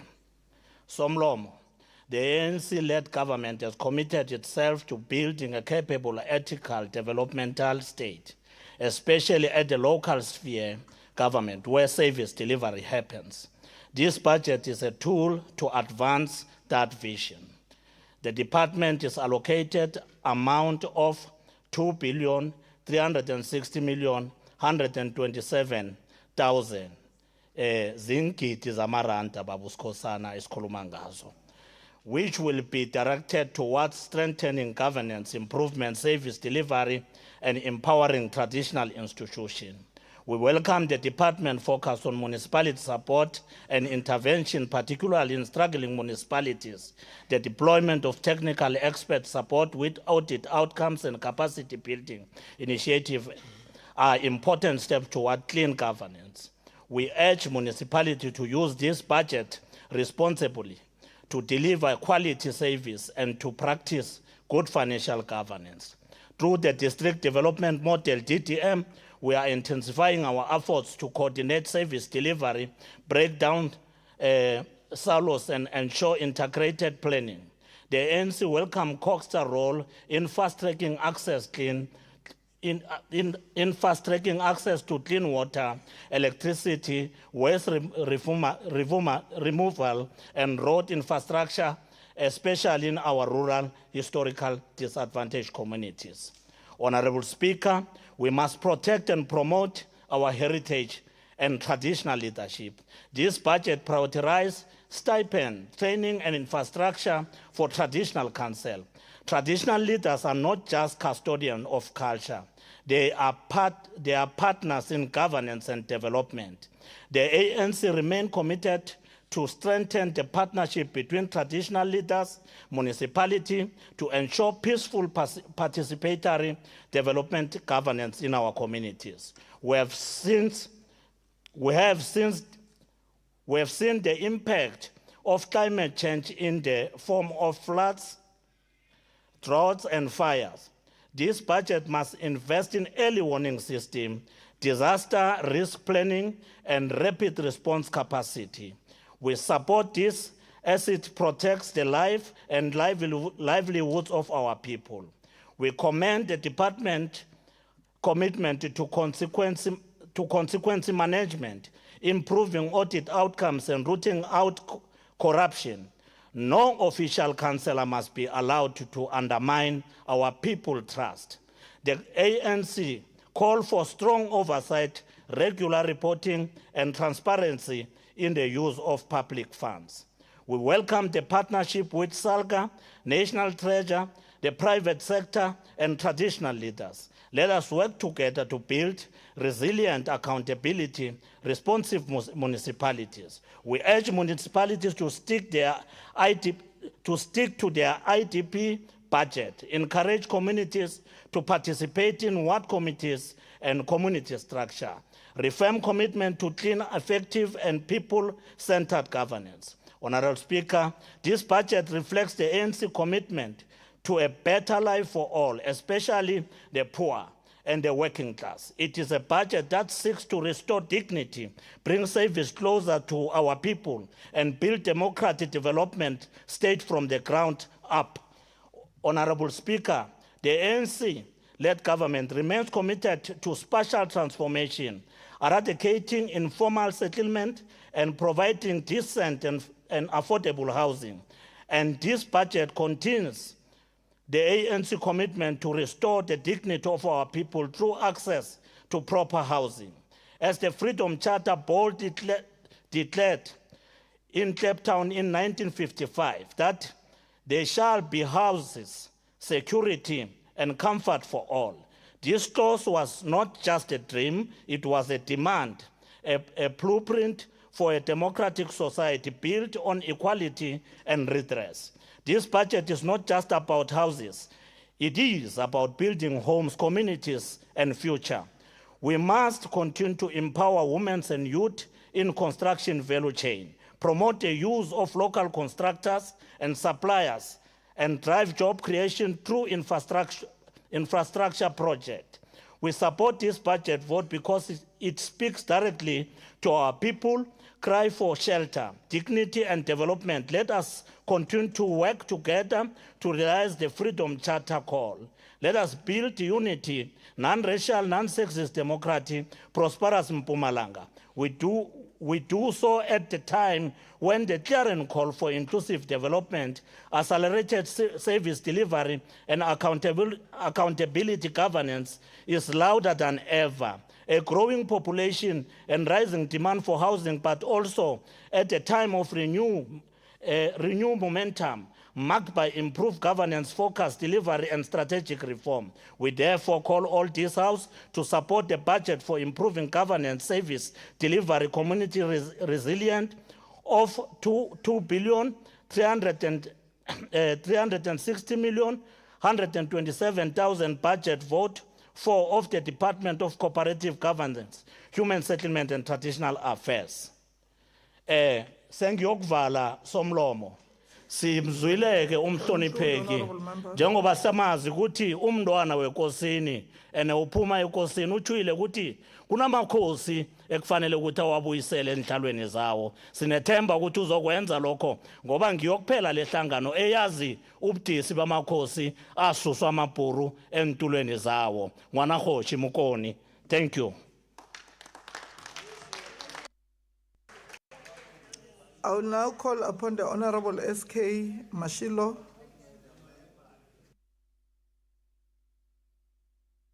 Yeah, Nyamengwe. Well, Speaker, thank you very much. I must indeed appreciate and I'm humbled by comments made by colleagues. I take this debate as part of strengthening departments. Beyond here, we are residents and neighbors of one another, so love to see our areas being well. So, Honorable Nkosi, I agree with your comment, and I'll couple the issue of asbestos because it's key. Indeed, we have not given a separate budget, but we felt this matter cannot be left unattended. As I've explained, it's a health hazard. We have to find ways within what we have to say, how do we prioritize this issue? And we took some of the monies that indeed were meant for RTP, because equally those people, they might as well qualified to respond to the issue of the asbestos. We have started at the Palisang. We had only 10 houses, the Palisang of asbestos, the whole the Palisang. We have eradicated all of them. And we go in terms of the list.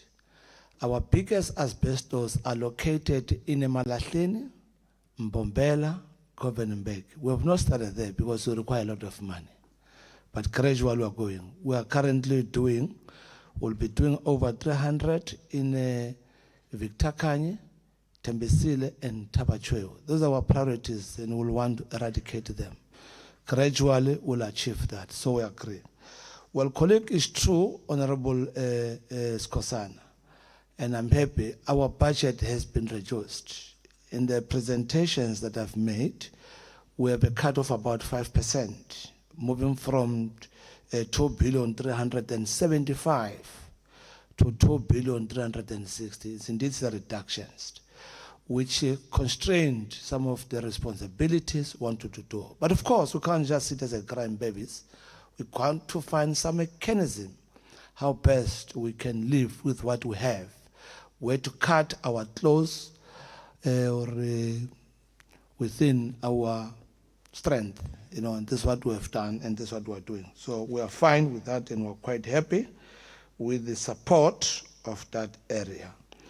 Well, the issue of Amakosi, colleagues, well, you must not read in isolation. If you have listened, I presented two things. There is the institutional, traditional institutional. It's about 274 million, 200, yes, of the institutions, traditional institutions, about 252 million traditional institutions. And I've got the House of Traditional Leaders, so that we got the two distinctions. It's a house, and the question is, what is the house? Maybe we'll find one day to explain in details what does the house contain. And that's where the 30 million is located in that regard. So I thought we should not create confusion as if we're not sensitive to Amakosi. We can't. Amakosi, our pillars.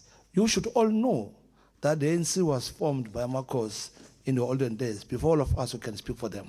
They were there to speak for themselves. On the issues of Loskop water, I agree, colleagues, and the Honorable Masango, the problem of Tembisile does not have a dam.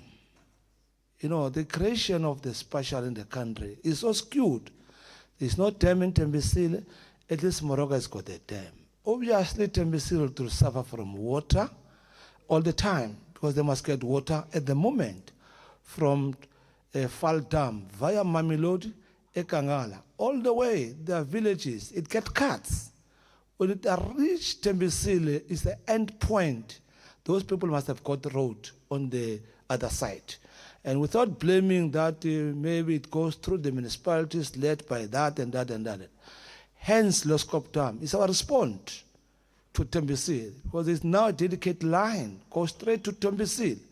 But that line could not have passed Mutse area, because at the same time they said they can't pass here without us getting water, because they don't have water as well.